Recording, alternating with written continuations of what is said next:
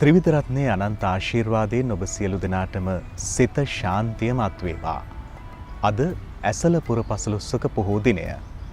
ධම්මස්සවන කාලෝ YouTube නාලිකාවෙන් ධර්ම සාකච්ඡාවකින් අපේ දහම් දැනුම දියුණු කරගන්න, ධර්මය කෙරෙහි වඩාත් ලං වෙලා සැනසෙල්ල, ශාන්තිය උදා කරගන්නයි අපේ සූදානම. මහරගම ශ්‍රී වජිරඥාන ධර්මායතන පින්බිමේ අපි සිටින්නේ. එදා මඩිහේ පඤ්ඤාසීහ මහානායක මාහිමියන් වහන්සේ, ගංගොඩවිල සෝමහාමුදුරුව ඇතුළු මහා යතිවරයන් වහන්සේලා වැඩ සිටි ශුද්ධ භූමියකයි අපි මේ සිටින්නේ. ධර්ම sannivedanයට විශිෂ්ට මෙහෙවරක් ඉටු කළ මහා පුණ්‍ය භූමියක සිට අද පොය දවසේ සතුට සැනසීම යනු කුමක්ද කියලා ධර්මානුකූලව සොයා බලන්නටයි අපේ සූදානම. ධම්මස්සවන කාලෝ YouTube නාලිකාවට මේ වගේ ධර්ම සාකච්ඡාවක් පවත්වලා දහම් දැනුම දියුණු කරගන්නට ආරාධනාව ලැබුණේ ධර්මකාමී ඊටම යහපත් මිතුරන් කැලකගෙන්. මේ මිතුරන් එකට එකතු වෙලා ධම්මස්සවන කාලෝ YouTube නාලිකාවෙන් ඔවුන්ගේ දහම් දැනුමත් දියුණු කරගෙන සමස්ත ජනයාගේම දහම් දැනුම දියුණු කරගන්නට අත්වලක් වෙමින් මේ විශේෂ ධර්ම සාකච්ඡාව සංවිධානය කළ බවත් මේ සියලු දෙනාටම කෘතවේදීත්වයෙන් යුක්තව අපි සිහිපත් කරනවා.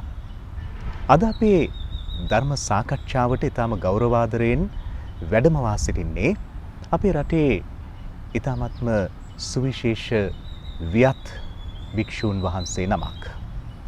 උන්වහන්සේ අධ්‍යාපන ක්ෂේත්‍රය පිළිබඳ සලකා බලන විට ජාතික අධ්‍යාපන ආයතනයේ අපේ රටේ අධ්‍යාපනයේ ප්‍රතිපත්ති සම්පාදනය වෙන තැන පිරිවෙන් අංශයේ නියෝජ්‍ය අධ්‍යක්ෂ ධුරය දරමින් විශේෂ කාර්යභාරයක් ඉටු කරනවා. උන්වහන්සේගේ විහාරස්ථානය රුහුණේ මාතර කිරින්ද පුහුල්වැල්ල සමනමුල්ල සිරි වර්ධනාරාමය.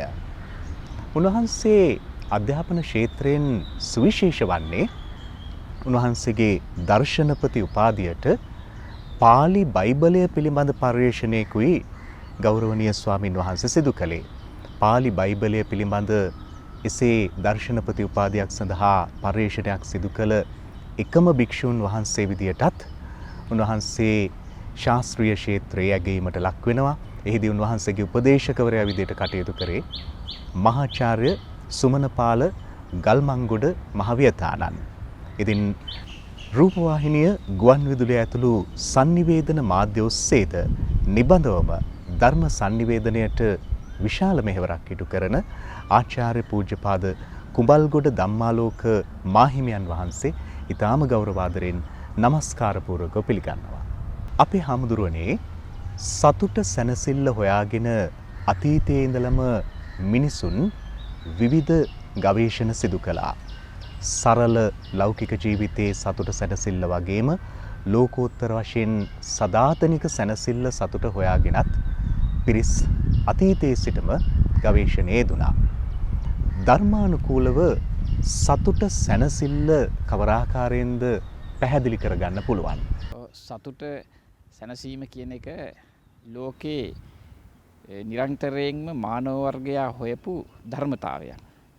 ඒක බුදුරජාණන් වහන්සේ පහළ වෙන අවදියේ ඉන් පෙරත් අදත් සැනසීම කියන එක, සතුට තියෙන්නේ කොහෙද කියන එක සෙවීමට මානව සංහතියම උත්සාහ දරලා තියෙනවා. ඒතර බුදුරජාණන් වහන්සේ පහළ වෙන අවදිය වෙන විට සමකාලීන බ්‍රාහ්මණ සමාජය, අනිකුත් තීර්ථකයන් මේ සැනසීම ලබන්න විවිධ ක්‍රම භාවිතා කළා.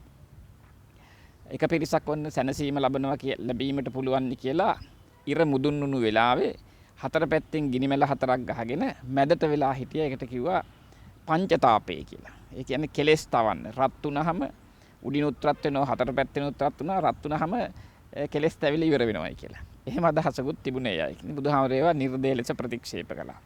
සමහර අය සැනසීම හොයන්න ගංගා, යමුනා, අචිරවතී, සරබහු කියන මේ මහී කියන පංචමහා ගංගාවල් එකට එකතු වෙන තැන පුණ්‍ය තීර්ථයක් කොට සලකලා. පුණ්‍ය තීර්ථයක් කොට සලකලා එතන නෑවහම සියලු පව් සේදිලා හැරෙනවා. එතකොට සැනසීම ලබන්න පුළුවන්, සතුට ලබන්න පුළුවන් කියලා විශ්වාසයක් තිබුණා. ඉතින් බුදුහාරෝයකට වදාලා එහෙමනම් සබ්බේ මණ්ඩුක කච්චපා. සියලුම ගෙම්බෝ ඉබ්බෝ තමයි හොඳම මේ සුද්ධවන්තයෝ, සැපවන්තයෝ, සිල්වත් මේ මුතුන් ආදී වශයෙන් උන්වහන්සේ එකත් ප්‍රතික්ෂේප කළා. ඉතින් මේ විදිහට සතුට කොතනද තියෙන්නේ, සැනසීම කොහොමද ලබන්නේ, ඒ ලබන සැනසීම ස්ථාවර සැනසීමක්ද, తాවකාලික සැනසීමක්ද කියන කාරණාව පිළිබඳව සෙවීමට ඉතිහාසයේ පුරාවට මානව වර්ගය උත්සාහ වුණා. ගාන්මාත්මය අපෙන් අහපු විදිහට මේ සැනසීම සොයා ගැනීමට බුදුන් වහන්සේගත් ක්‍රියාමාර්ගය. ඒකයි අපි සාකච්ඡා කළ යුතු වන්නේ. ඒ ලබන්නා වූ සැනසීම ස්ථාවර එකක්ද එහෙම නැත්නම් తాවකාලික එකක්ද කියන එක පිළිබඳව අපි කල්පනාවට ගන්නට ඕන, සාකච්ඡා කරන්නට ඕන. ඒකට හොඳම පසුබිම් කතාව තියෙන්නේ අපේ මංගල සූත්‍රය. මොකද දෙවියන් සහිත ලෝකයා අතරේ සාකච්ඡාවක් ඇති වෙනවා මේ මංගලය කියන්නේ මොකක්ද කියන එක, හොඳ මොකක්ද කියන එක. ඒ අනුව බුදුහාමුදුරුවෝ ගිහිල්ලා අහනවා මොනවද හොඳ දේ.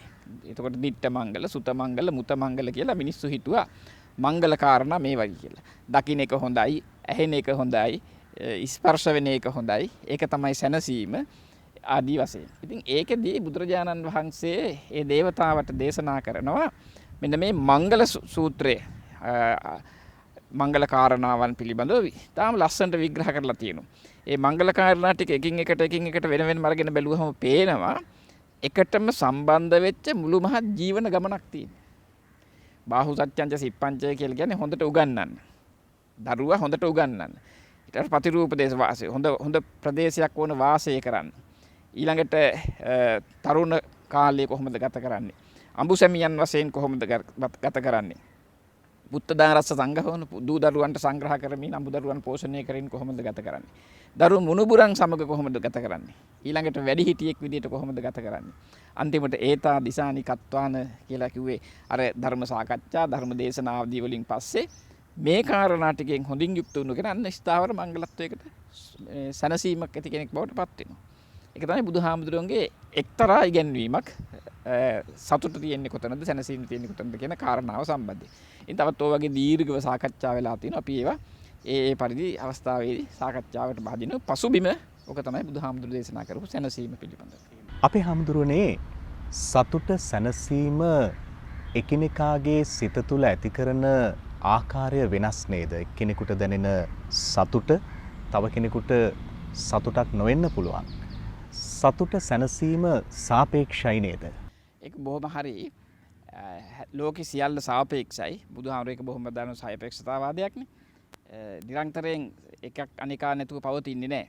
සාපේක්ෂතාවය කියලා කියන්නේ එකක් අනිකා අපේක්ෂා කරනවා කියන එකටනේ. ඒක බුදුහාමුදුරුගේ අඤ්ඤමඤ්ඤෙහි නල කලෙබරෝවි. කියන්නේ බට ගහක් තනියම හිටවලා තියන්න බෑනේ කපලා. බට ගහක් නිකන් තිබ්බට තියෙන්නේ නැහැ, වැටෙනවා. හැබැයි බට මිටියක් බැන්දහම තියන්න පුළුවන් බිම. අන්න ඒ කියන්නේ එකක් අනිකා අපේක්ෂා කරන. එකක් වැටුනොත් අනිකත් වැටෙනවා. ඒක තමයි සාපේක්ෂතාවය කියන්නේ. ඩයලෙක්ටික් කියලා පස්සේ කාලේ දේශපාලන විද්‍යාඥයෝ කියලා තියෙන්නේ ඕකම තමයි. ඒ කියන්නේ අපෝහක භෞතිකවාදය.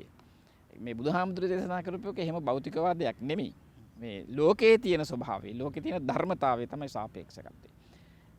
දැන් අපි උදාහරණයක් විදිහට ගත්තොත් නෝන බත් කන කෙනා එක්ක තරහයි කැඳ බොන කෙනා. ඒ මොකද බත් කන කෙනා ගැන එයා හිතන්නේ එයා සැප විඳිනවා කියලා. මට තියෙන්නේ කැඳ, එයාට බත්, ඒ නිසා එයා සතුටින් ඉන්නවා. නමුත් බත් කන කෙනා හිතනවා ඊට වැඩිය හොඳ දිව්‍ය භෝජනය කියනවා. දෙවිවරු දිව්‍ය භෝජන ගන්නෝ අපිට වැඩිය හොඳ සැපතක් එතන තියෙනවා කියලා. අර ඒ විදිහට නිරන්තරයෙන් තමන් කරන දේ පිළිබඳ අතෘප්තිකර බවක් මානව සංහතිය ඉතිහාසයේ පුරාවටම තිබෙනවා. පයින් යන කෙනා බයිසිකලෙන් යන කෙනත් එක්ක ඊර්ෂ්‍යා කරනවා. බයිසිකලෙන් යන කෙනා යතුරු පැදියෙන් යන කෙනත් එක්ක ඊර්ෂ්‍යා කරනවා. යතුරු පැදිය යන කෙනා මෝටර රථයෙන් යන කෙනත් එක්ක ඊර්ෂ්‍යා කරනවා. මෝටර රථයෙන් යන කෙනා ගුවන් යානයේ යන කෙනත් එක්ක ඊර්ෂ්‍යා. ඔය විදිහට සැපත සාපේක්ෂව බලනවා. හැබැයි ඔය කියන එක තැනකවත් සැපත නැහැ. ඒ ඔක්කොගෙම තියෙන්නේ එක්තරා මානසික පරිසරයක හදාගත්ත මේ භ්‍රාන්තියක්. භ්‍රාන්තියෙන් කියලා කියන්නේ මේ සම්මතයන් එක විවහාරයේ එහෙම නැති දෙයක් ඇත කියලා හදාගත්තු සම්මතයනේ. ඒකනේ භ්‍රාන්තිය කියලා ප්‍රපංච කියලා බුදුහාමුදුරුවෝ දාරන්නේ. එතකොට සතුට කියන එක කියන්නේ සන්තුෂ්කෝච සුභරෝච. සුභර බව තුල සතුට ඇති වෙනවා. සුභර කියලා කියන්නේ ලද දෙයින් සතුටු වීම, එහෙම නැත්නම් යථාලාභ සන්තුෂ්ටිය. ලද දෙයින් සතුටු වෙන්න පුළුවන් නම් ඔහුට පුළුවන් සතුටින් ඉන්න. බුදුහාමුදුරුවෝ දාලා මහණෙනි මේ ලෝකේ සතුටින් ඉන්න අය අතරේ පළවෙනියට සතුටින් ඉන්න අංක එකට මම. සුසුකං වත ජීවාම ආතුරේසු අමාතුරා ආතුරේසු මනුස්සේසු විහරාමනාතුර. මේ ලෝකේ ඉන්න ආතුර වෙච්ච මිනිස්සු. ආතුරේ කියන්නේ ලෙඩාටනේ. ලෙඩ වෙච්ච මිනිස්සු අතරේ මම නිරෝගී වෙන්න. ඇයි? මිනිස්සු ලෙඩ වුණා කියන්නේ මොකද? මිනිස්සු නිතරම සොයා බලනවා මොනවද? සතුටු වෙන ಜಾති සංකල්පනා හොයන. සංකල්ප එක දේවල් හොයන. ඒ සොයන මිනිස්සු අතරේ මම ඒ කිසිවක් සොයන්නේ නැතුව ඉන්නවා. ඒ කියන්නේ රාග ద్వේෂ මෝහ වලට නේ හොයනවා කියලා කියන්නේ. අපි යමක් හොයලා ඒකේ ඇලෙනවා. තව එහෙම හොයාගෙන යනකොට අපිට අකමැති දෙයක් වුණොත් ඒකේ ගැටෙනවා. ඉතින් ඒතර රාග ద్వේෂ මෝහය කියලා ඔය දෙකටම නැතුව මුලා වෙලා එහෙම යන හේකුත් තියෙනවා. එතකොට රාගය ద్వේෂය මෝහය කියන මේ තුනම නැතුව ඉන්න මම ඒ කිසිවක් හොයන්නේ නැහැ. ඒ නිසා මං සතුටින් ඉන්නවා. මහණෙනි මට හොඳට නිින්ද යනවා ඒ නිසා. මට නිින්ද යන්නේ මොකද මම කිසිම දවසක මේ කාම ගවේෂී ලෝකයක් එක්ක ඇවිදලා නැහැ. ඒ කාම ගවේෂී ලෝකේ කියලා කියන්නේ ඇහෙන් රූප දැකලා මගේ කරගන්න හදනවා. කනට ඇහෙන ශබ්ද මගේ කරගන්න. ඒ අය හිතන් ඉන්නවා මේ ඇහෙන් රූප දැක්කම මේක තමයි සැනසීම සතුට කියලා. කනට ඇහෙන ශබ්දය තමයි සතුට කියලා සැනසීම කියලා. දිවට දැනෙන රසය තමයි සතුට සැනසීම කියලා. නහසයට දැනෙන මේ ගන්ධ සුගන්ධයන් තමයි එයාලා හිතා. ඒ එකක්වත් තුල සදාතනික සුවයක් නැහැ. ඒ ඔක්කොම සංකල්ප. අන්න ඒ සංකල්ප ලෝකෙන් එහාට ගියයින් පස්සේ තියෙන්නේ නිස්සරණතාවය, වෙන්වීම. ඒ තුල තමයි සදාතනික සුවය බුදුහාමුදුරු දේශනා කරලා තියෙන්නේ. අපේ හාමුදුරනේ බුදුරජාණන් වහන්සේ ඒ වගේම මගඵල ලැබූ තුමන් ඒ සදාතනික සුවය සැනසෙල්ල ලැබීම සැබෑවක්. නමුත් මගඵල නොලැබූ ලෞකික ජීවිත ගෙවන අපට සතුටින් සැනසෙල්ලෙන් සිටිය නොහැකිද? බොහොම පැහැදිලිවම පුළුවන්.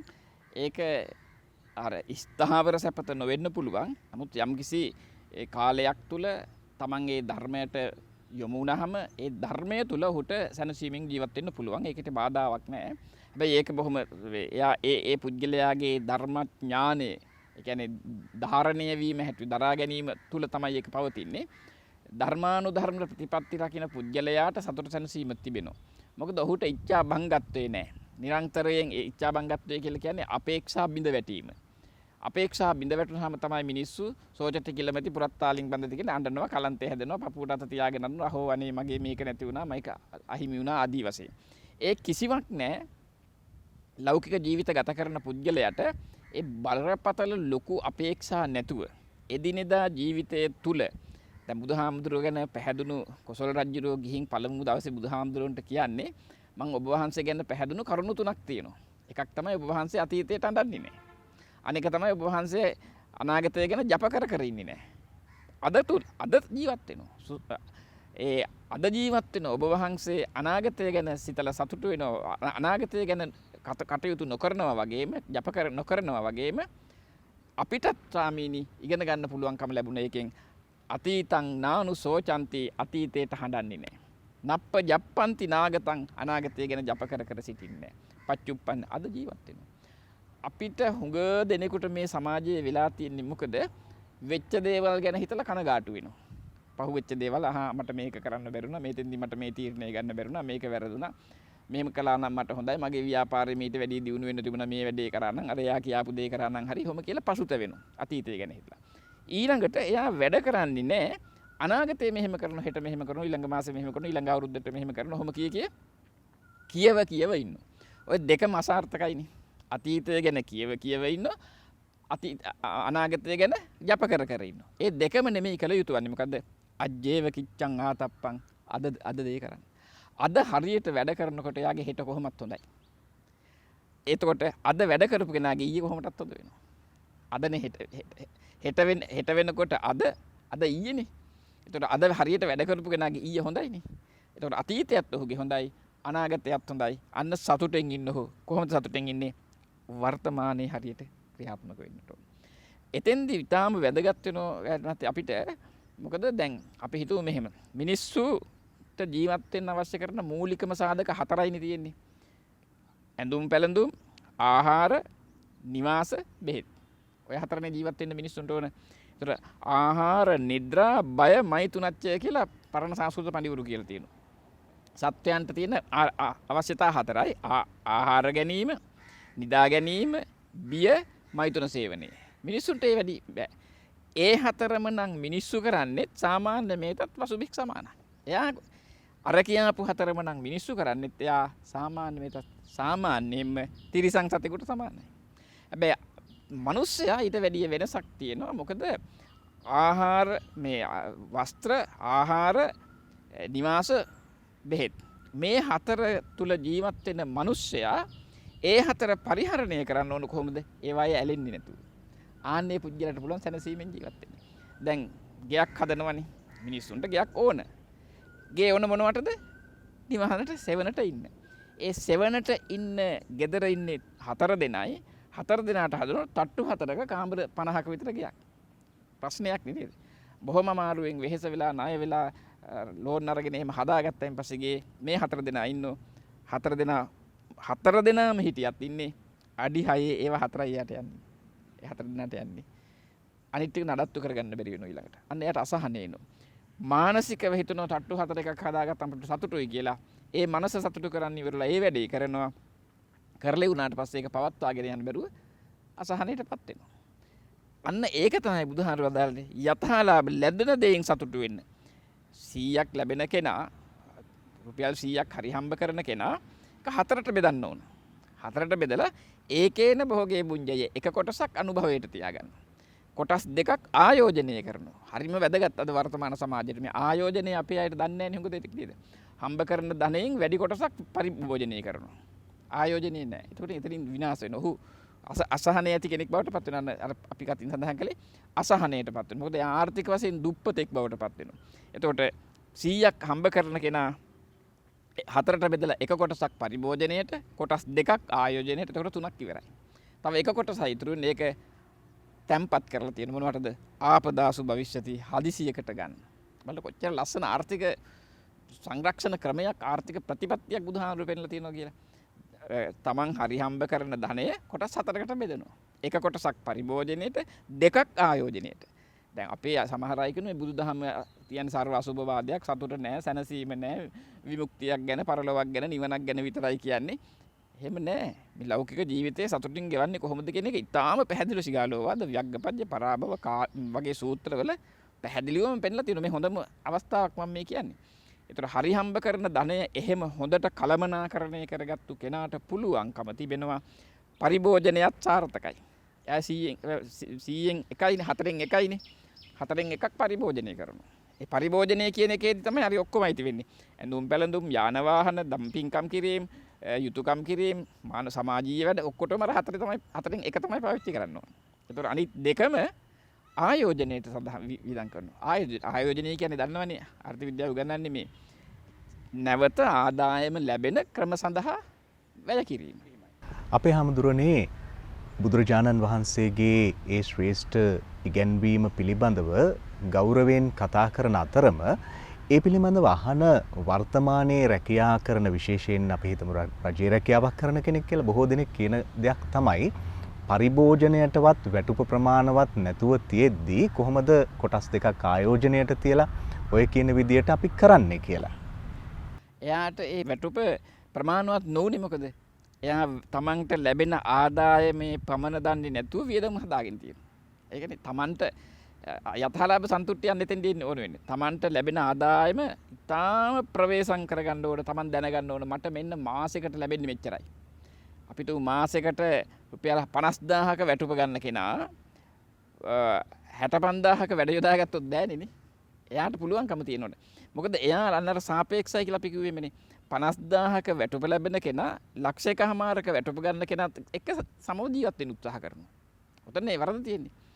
තමන් දැනගන්නට ඕන තමන්ගේ ආදායමේ ප්‍රමාණය. මට මෙන්න මෙච්චරයි මාසෙකට ලැබෙන්නේ. මට මෙච්චරයි. ඒකට මාසෙකින් මෙච්චර ලැබෙනවා. ඒක බෙදලා බැලුවම දවසකට මට මෙච්චරයි වියදම් කරන්න පුළුවන් කෑමට. පරිභෝජනයේට. මට මෙච්චරයි ආයෝජනය කරන්න පුළුවන්. මට මෙච්චරයි ලෙඩට තියාගන්න පුළුවන්. හදිසියක් වුණායින් පස්සේ ගන්න. එහෙම තමන් අර නිතර සාපේක්ෂ වෙන නිසා තමයි බැරි. මොකද හිතන්නේ තමන්ට ලැබෙන ආදායම අපි කිව්වේ 50000යිනේ. ලක්ෂයකමාරක් ලැබෙන එක්කෙනා පවතින ක්‍රමයට මෙයාට පවතින්න ගියොත් අපහසු වෙනවා තමයි. ඉතින් එතෙන්දී තමයි අර බුදුහාමුදුරුවෝ වදාළන්නේ ආදායමේ පමණ දැනගෙන වියදම් කරන්න. ඒක සිගාලෝවාද සූත්‍රයේදී අර ස්වාමියාට යුතුයකම් පහක් තියෙනවනේ භාර්යාවට කරන්න.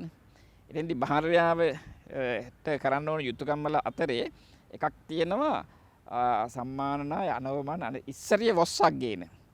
ගෙදර යසයිසුරු දෙදෙනාට සමසේ බෙදා දෙන්න ඕන. අලංකාරානුපදානේන ලස්සනට බිරිඳ සරසන්නට ඕන. හැබැයි බිරිඳ ලස්සනට සරසන්නට ඕන මොන බිරිඳද ලස්සනට සරසට සතුටටපත් උනේ? ලෝකෙ කොහේ හරි ඉන්නවද මට දැන් හොඳයි මම ලස්සනට ඉන්නවා මට ඇති තවත් මට සාරි එපා මට තවත් මුතු මැණික් රන් රිදී ආභරණ එපා කියපු සැනසීමකටපත් වෙන්න බිරිඳක් හොයාගන්න පුළුවන්ද? එහෙම බෑ. අන්න එතෙන්දී බුදුහාරු බිරිඳට වෙනම උපදේශයක් දෙනවා.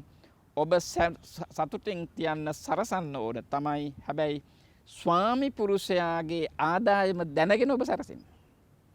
දැන් බිරිඳ කියනවා නම් දැකපු දේ මට මේක ඕන. දැන් අපේත් එක එන ඔය සමහර මහත්තුරු කියනවා හාමුදුරනේ අපි යන්නේ නැහැ නෝනත් එක්ක shopping යනකොට. එහෙනම් මොකද කියලා මේ දැක්ක දේ අර සාරි දැක්කම තිල්ලෝ මේකත් ගන්නයි කියනවා. අපිට මොකක්වත් අරන් දෙන්න එහෙම බැරි වෙනවා. අන්තිමට අපිට කන්න නැතුව ඉන්න වෙනවා මේ නෝනත් එක්ක shopping ගියොත් කියලා. එහෙම මිනිස්සු අසහනයටපත් වෙලා ඉන්නවා. ඇයි? අන්න ඒ බිරිඳ දන්නේ නැහැ ස්වාමියාගේ ආදායම. තමන්ගේ ආදායම. එහෙනම් තමන්ගේ ආදායමේ පමණට තමයි අපි අර බාහිර දේවල් අපි දැන් අපේ සමාජය තුළ තියෙනවනේ අමුතු වැඩ. ගෙදර හදනවා. ගෙදර සකස් කරලා ඉවර වෙලා ඒ ගේට ගෙනල්ලා පරිභෝජනය නෙමෙයි උපභෝග සම්පත් කියලා තියෙනනේ. ඒව ගෙනත් තියාගන්නවා. අපිට මොන විශාල පරිමාණයේ ඒ Tamanට නොගැලපෙන ප්‍රමාණයට බර වැඩි වියදමක් ඇති පුටු සෙටියක් කියමු. ගෙනල්ලා තියෙන සාලෙන් තියලා පරණ සාර ටිකකින් වහලා තියෙනවා. ඒක නැතුව ජීවත් වෙන්න බැරි කමක් නැහැනේ. පිත්තල පහන් ටිකක් පිත්තල පඩික්කම් ටිකක් ගෙනල්ලා පොලිතින් එකත් එක්ක මෙහෙම පැත්තකින් තියලා තියෙනවා. ඒවා ඕන දේවල් ප්‍රදර්ශනය. ආන්න ඒවට වියදම් කරනවා. ඒවා අනවශ්‍යයි. Tamanට අවශ්‍ය කරන්නේ මොනවද? ජීවත් වීමට අවශ්‍ය කරන දේවල්නේ. ඒවා එතකොට මිනිස්සු ජීවත් වීමට නෙමෙයි ප්‍රදර්ශනයට වැඩ කරන්න ගියහම පවතින්න බැරි වෙනවා.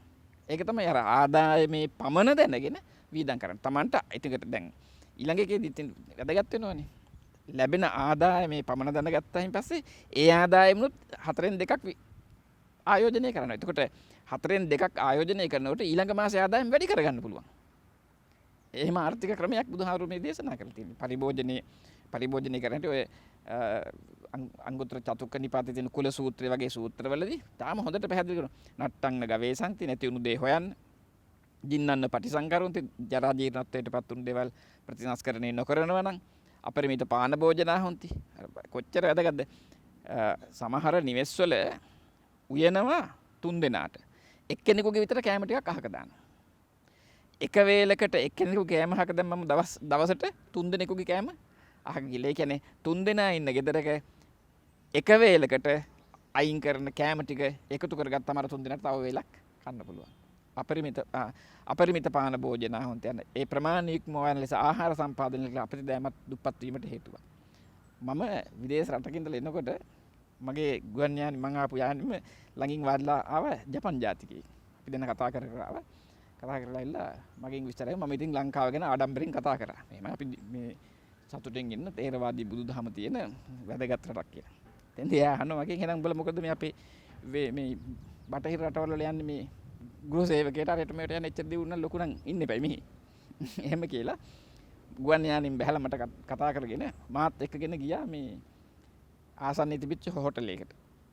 එකගෙන ගිහලා අපි තේ එකක් බීලා මගේ අතින් අල්ලගෙන යන් කියලා එකගෙන ගියා හෝටල් එකේ මේ ඩස්බින් තියෙන පැත්තට. මොකද්ද මේ කසල බඳුන් දාන පැත්තට. ඒක ගිහලා මට පේනවා මේ පේනව නේද? ඒකේ තියෙන්නේ බාත් පාන් අර මේ දාපු විඳුල්. මෙතන තියෙන බලකි දැන් මේ වෙනකොට අපි හිතමු 100ක් කාලා කියලා මෙතන බලන්න 200කට කැම දාලා තියෙනනේ. මොකද්ද මේ අපරාධ? අපේ රටේ මේව කරන්නේ නැහැ කිව්වා. දැන් අපි ඇත්තටම අපිට වැඩි මේ අනිත් මේ ගිහි සමාජය ඇත්තට අත්දැකීම් තියෙනවානේ. දානයක් ඉවර වුණාම ඒ දානෙ ගෙදර පිළිපැත්තට ගිහිල්ලා බැලුවොත් 100ක් දානෙට ආව නම් 200ක කැම විසි කරලා නෙමෙයි. මගුල් ගෙදරත් එහෙමනේ. වෙඩින් උත්සවයක් මල ගෙදරක් වුණත් එහෙමනේ. ඇයි මේ අපිට මොකද මේ වෙලා තියෙන්නේ? තමන්ගේ පිඟානට බෙදාගන්නේ තමන්ගේ කුසට ප්‍රමාණවත් ආහාරය නෙමෙයි. තමන්ගේ පිඟානට බෙදාගන්නේ හිතට ප්‍රමාණවත් ආහාරය. හැබැයි හිතට ලොකුවට කන්න ඕනකම තියෙන කුස ඉඩ දෙන්නේ නැහැ එච්චර. මේ නිසා අපි කොච්චර දුප්පත් වෙනවද බලන්න අර ඔය ඔබතුමා කිව්වා වගේ මේ ලැබෙන ආදායම මදිය ජීවත් වෙන්න කියලා බලන්න ඒ අයගෙන් අහලා බලන්න හොයලා බලන්න ගෙදර දවසට එක සතියක අධ්‍යයනය කරලා බලන්න කියන්න කොච්චර කෑම විසි කරනවද කියලා. මම අපේ පන්සලේ අත්දැකීමක් කියන්නම්. සිල් සමාදන් වෙච්ච ඇත්තෝ සමහර අය වැඩිපුර බෙදාගෙන විසි කරනවා. මම කියලා ඔන්න නතර කරා. මම එතකොට ඔන්න අධ්‍යයනයක් කළා. ඒ කියපු පළවෙනි දවසේ ප්‍රමාණයක් තිබුණා. 50ක විතර විසි කරලා තිබුණා. ඊළඟ පොයදා බැලුවා 30ක විතර විසි කරලා තිබුණා. එහෙම දැන් විසි කරන්නේ නැහැ. දැන් ඒ අය දන්නවා හාමුදුරුවෝ මේකට කියනවා මේක කියලා දැන් ඔන්න හරි ඒ කට්ටිය තේරුම් අරගෙන තියෙනවා. දැන් අන්න කුච්චි පරිහාරියන ආහාරේන කුසට ප්‍රමාණවත් ආහාරයක් ගන්න. බුදුහාමුදුරුවෝ විරුද්ධ නැහැ ආහාර ගන්නවට. බුදුහාමුදුරුවෝ විරුද්ධ ආහාර විසි කරනවට. උන්වහන්සේ වදාරන්නේ කුච්චි පරිහාරන කුසට ප්‍රමාණවත් ආහාරයක් ගන්න. හිතට ප්‍රමාණවත් ආහාර ගන්න ගියන් පස්සේ තමයි අර බෙදාගෙන ටිකක් කාලා අනිත් ටික විසි කරනවා. මගුල් ගහවල වෙන්නේ මේකනේ. එතකොට අන්න ඒ තත්ත්වෙන් අපි මිදෙන්නට ඕන. මේ හිත සතුටු කරන්න නෙමෙයි අවශ්‍යතාවයට අනුව කටයුතු කරන සදාකාලික සතුටින් ඉන්න පුළුවන්. ධම්මස්සවන කාලෝ YouTube නාලිකාව මේ විශේෂ ධර්ම සාකච්ඡාව ඇසල පුරපසළොස්වක පොහෝදා වෙනුවෙන් පටිගත කරන්නේ මහරගම ශ්‍රී වජිරඥාන ධර්මායතන මහපින්බිමේ සිට. අපේ හාමුදුරුවනේ මේ ධර්ම සාකච්ඡාව සංවිධානය කරන්න දායකත්වය දක්වන්නේ ඇත්තටම කියනවා නම් මිතුරියන් කණ්ඩායමක් කාන්තාවන්. සතුට සැනසීම කියන්නේ කුමක්ද? ඔවුන් ධර්මානුකූලව ඔබ වහන්සේගේ කරුණ වලින් දැනුවත් වෙනවා. විශේෂයෙන් කාන්තාවන් විලාසිතාවලට ලස්සනට ඇඳලා ඉන්න බොහොම කැමති අය. අපේ හාමුදුරනේ අපි අහලා තියෙනවා බුද්ධ මාතාව මහා මායා දේවියත් බොහෝම ඉහළ විලාසිතාවන් කසී සලු වගේ ඊටාම උසස් සලුපිලි පවා පොරෝපු බොහොම ලස්සනට ඉන්න කැමති කාන්තාවක් විදියට හිටියා කියලා. මේ බුදුදහමේ විලාසිතාවලට ලස්සනට ඉන්න තහනමක් එහෙම නැත්නම් වාරණයක් තියනවද? ඔව්. ඒක බොහොම වැදගත්. අපි සමාජයේ හුඟ දෙනෙක් හිතන් ඉන්නේ බුදුදහම සර්ව අසුභවාදයක් කියලානේ. සමහර බුදුදහම විවේචනය කරන්න ගියාමත් එහෙම කියනවා. සමහර මහා පඬිවරු පවා එහෙම කියලා තියෙනවා. දැන් තියෙන සුසන්නතා සුසුරතා සුසන්තාන ස්වරූපිතා ඔහොම කියලා ලස්සනට තියෙන බුදුහාමුදුරු දේශනා කරලා මේ ලස්සනට පිරිසිදුවට සිටීම තමයි කළ යුතු වන්නේ. ඉතින් ඒ අනුව ඒ අයගෙන් කාන්තාවන් විශේෂයි ලස්සනට ඉන්න කැමති සැරසෙන්න කැමති අර බිරිඳ අපි කලින් කිව්වේ බිරිඳට සංග්‍රහ කරන්න ඕන එකක්නේ ලස්සනට සැරසීම කියලා. ඒතකොට අන්න එහෙම සැරසිලා ඉඳීමේ කිසි වරදක් නැහැ. විසාකා මහෝපාසිකාවගේ මහලතා ප්‍රසාදනයේ කොයිතරම් ලස්සනද කියන අපිට මැවෙනවනේ ඒ විස්තරය කියනකොට නේද? පිල්ලි දහාගත්ත මොනරෙක්ගේ ඉස්සරහා පැත්තෙන් ඉඳන් බලනකොට වගේ පෙනුමක් තිබිලා තියෙනවනේ අය ඒ මහලතා ප්‍රසාදනයේ පැලැන්දුවම මේ මහලතා ප්‍රසාදනයේ ධාරිතාවයේ බර දරන්න ලෙහෙසියෙන් බෑ කියනවනේ. මහා විශාල ශක්තියක් තියෙනවනේ. තියෙන්න ඕන කියලා නේ ඒ අපේ ධර්ම සාහිත්‍යයේ සඳහන් වෙන්නේ. එතකොට ඒ සුරූපවත් සැරසීම පිරිසිදුවට ඉඳීම ආකර්ශනීයව සැරසීම කියන එකට බුදුදහමේ බාධා නැහැ. ඒක කිසිම ප්‍රශ්නයක් නැහැ. හැබැයි අපි තේරුම් ගත යුතු කාරණාව තමයි මේ ලස්සනයි හැඩයි ප්‍රියයි මනාපයි රුවයි කියන්නේ මොනවද කියන එක. දැන් අපේ වර්තමාන සමාජයේ බොහෝ දෙනා හිතන් ඉන්නේ මේ ප්‍රියයි මනාපයි කියලා කියන්නේ අර ලස්සනට සැරසීම නෙමෙයි. දැන් අපි එක අලුත් පන්නේ මෝස්තර ලැබුණට පස්සේ අපේ සංස්කෘතියටත් නොගැලපෙන අපේ පරිසරයට නොගැලපෙන ඒවා අරගෙන ඇවිල්ලා ඒව හැඩයි ප්‍රියයි කියලා හදාගන්න යනවා. ඒවයින් අපිට රෝගාබාධ ඇති වෙනවා. අපි විපරීත තත්ත්වයන්ටපත් වෙනවා, මනෝ විකාරයන්ටපත් වෙනවා. එහෙම ඉතින් කාන්තා පාර්ශ්වය අර මේ අයගේ ආකර්ෂණය ලබා ගන්න කැමතිනේ. ඒක සාමාන්‍ය ස්වභාවයක්. හැම සත්වයක්ම කැමති. එයින් විශේෂයෙන්ම ස්ත්‍රීන් කියන සත්වයා විශේෂයෙන් කැමති අනිත් අයගේ ආකර්ෂණය ලබා ගන්නට කටයුතු කරන්න. ඒ ආකර්ෂණය ලබා ගන්නට කටයුතු කිරීමේදී අර හැඩටරුවට ප්‍රියතමනාපයට අඳිනවා වගේම දැන් අලුත් සමාජය තුළ එහෙම ප්‍රියමනාප ඇඳුම නෙමෙයි තියෙන්නේ. ඔවුන් අනිත් අය ආකර්ෂණය කරන්න වෙන උපක්‍රම යොදා ගන්නවා. ඒක හරියට අපිට ඉස්කෝලේ යනකොට තිබුණනේ සිංහල පොත ගෑන් මහත්තයාට මතක නැති වෙයි සමහර විට මේ කොහොල්ල බබාගේ කතාව. ඒකේ තියෙනවනේ මේ අතින් ගහනවා අතෑලෙනවා හාව කොහොල්ල බබාට පයින් ගහනවා කකුල් එහෙම අතපය හතර මැරෙනවා ඔළුවෙන් ගහන ඔළුවත් ඇලෙනවා ස්ථාන පහම ඇලුනා. ඇලුවට පස්සේ නරිය ඇවිල්ලා හාව මරාගෙන කනවා. අපිට හැමතැනම තියෙන්නේ මේ රටේ දැන් බැලුවහම කොහොල්ල බබ්බුනේ නේද? අපේ ඇහැ ඇලෙනවා, කන ඇලෙනවා, නාසය, දිව, ශරීරය මේ පංචේන්ද්‍රියන් ඇලෙනේවනේ. පංචේන්ද්‍රියන් අලවන්නේ කොහොමද? අර සුසන්නතා සුසුරතා කියපු જાතියට නෙමෙයි. රාගයෙන් අලවනවා, ද්වේෂයෙන් අලවනවා, මෝහයෙන් අලවනවා. රාග ද්වේෂ මෝහ තමයි මේ හැමතැනම තියෙන්නේ. ඒක නෙමෙයි අර ලස්සනට සැරසෙනවා කියලා කියන්නේ චමත්කාර බව ඔහුගේ මානවීය ගුණධර්ම. දැන් අපි සරල උදාහරණයක් ගත්තොත් කිරි දෙන අම්මා කෙනෙක්. ඒ කියන්නේ දරුවෙකුට කිරි දෙන මවක් දහස් ගණනක මිනිසුන් ඉදිරියේ කිරි දුන්නත් කිසිම මිනිසෙකුට ඇති වෙනවද රාගික හැඟීමක්? එහෙම රාගික හැඟීමක් ඇති වෙනව නම් එයා මානසික රෝගියෙක් වෙන්න බෑ. එහෙම ඇති වෙන්නේ නැහැ. ඒක තමයි මාතෘත්වය. එතකොට ඒ තුල එහෙමනම් කියන්න එපයි අම්මා පියයුරු එළියට අරගෙන දරුවට කිරි දෙන්න එකට ඒක බලන් හිටපු කෙනෙකුට උන රාගයක් ඇති වෙනවද කියලා. එහෙම ඇති වෙන්නේ නැහනේ. නමුත් ඇය වෙනත් ක්‍රමයකට ඔය කියපු ආග්තියේ ඉන්ද්‍රියන් නොදැකිය යුතු ප්‍රමාණයට දකින්න සලස්වමින් ඉන්ද්‍රියන් නොවැසි රෙදියන් දුත් මොකද බලනවනේ නේද? බලනෝ විතරක් නෙමෙයි ඔවුන් සමහර විට දූෂණයට ලක් වෙනවනේ. මට අත්දැකීමක් කියන්නම් මම විශ්වවිද්‍යාලේ ශිෂ්‍යයෙක් වශයෙන් ඉගෙන ගන්න කාලේ මේ මං එනවා බස් එකේ. මේ ඒ බස් එකේ එනකොට සීට් ගන්නට වගේ වැඩි පොඩ්ඩක් හිටියා වාඩිලා මං ළඟම සීට් එකේ හිටිය තරුණියෙක් මේ විශ්වවිද්‍යාලේ අපේ එන කොල්ලෙක් ඒ හයින් සීට් එකේ හිටිය තරුණියක් ඇය ඉතාම අවිනීතව කොටට මැදගෙන හිටියේ. මම ඉස්සරහ සීට් එකේ වාඩිලා හිටියේ. එනකොට මේ හිටපු ගමන් මේ ළමයා කෑ ගැහුවා. කෑ ගහන මම බලනකොට මේ ළමගේ කකුලෙන් ලේ එනවා. මෙතන කලවෙන් ලේ එනවා. බලනකොට කොල්ලෙක් ඔළුවත් ඒත් එක්කම ඉස්සෙලා ගියා. බලනකොට කොල්ලෙක් පැනලා කාලා කකුල. බස් කාර්යය බය වෙලා එහෙම පොලිසියට ඇල්ලුවා. පොලිසියට ගියන් පස්සේ මගෙනුත් කට උතර ගත්තා. මගෙන් මොකද කියලා මං කිව්වා මමත් හිටියේ තමයි සීට් එකේ ඇත්ත. මේ ළමයා මෙන්න මේ විදිහට ඇඳගෙන හිටියා. මෙතන හිටපු කොල්ලා මේ ළමයි කකුල කනවා දැක්කයි කියලා. එතන හිටපු වයසී මහත්තයා හරිම හොඳ ධර්මානුකූල විස්තරයක් කළා. අරයට වෙනම දඬුවම් කරනවා ඒක මං වෙනම කරනවා කිව්වා. අර ළමයාට කිව්වා තමුසේ ඇඳගෙන ඉන්න එපා. තමුසේ ගෑනු ළමයෙක් විදියට ඇඳගෙන ආව නම් ඕක වෙන්නේ නැහැනේ.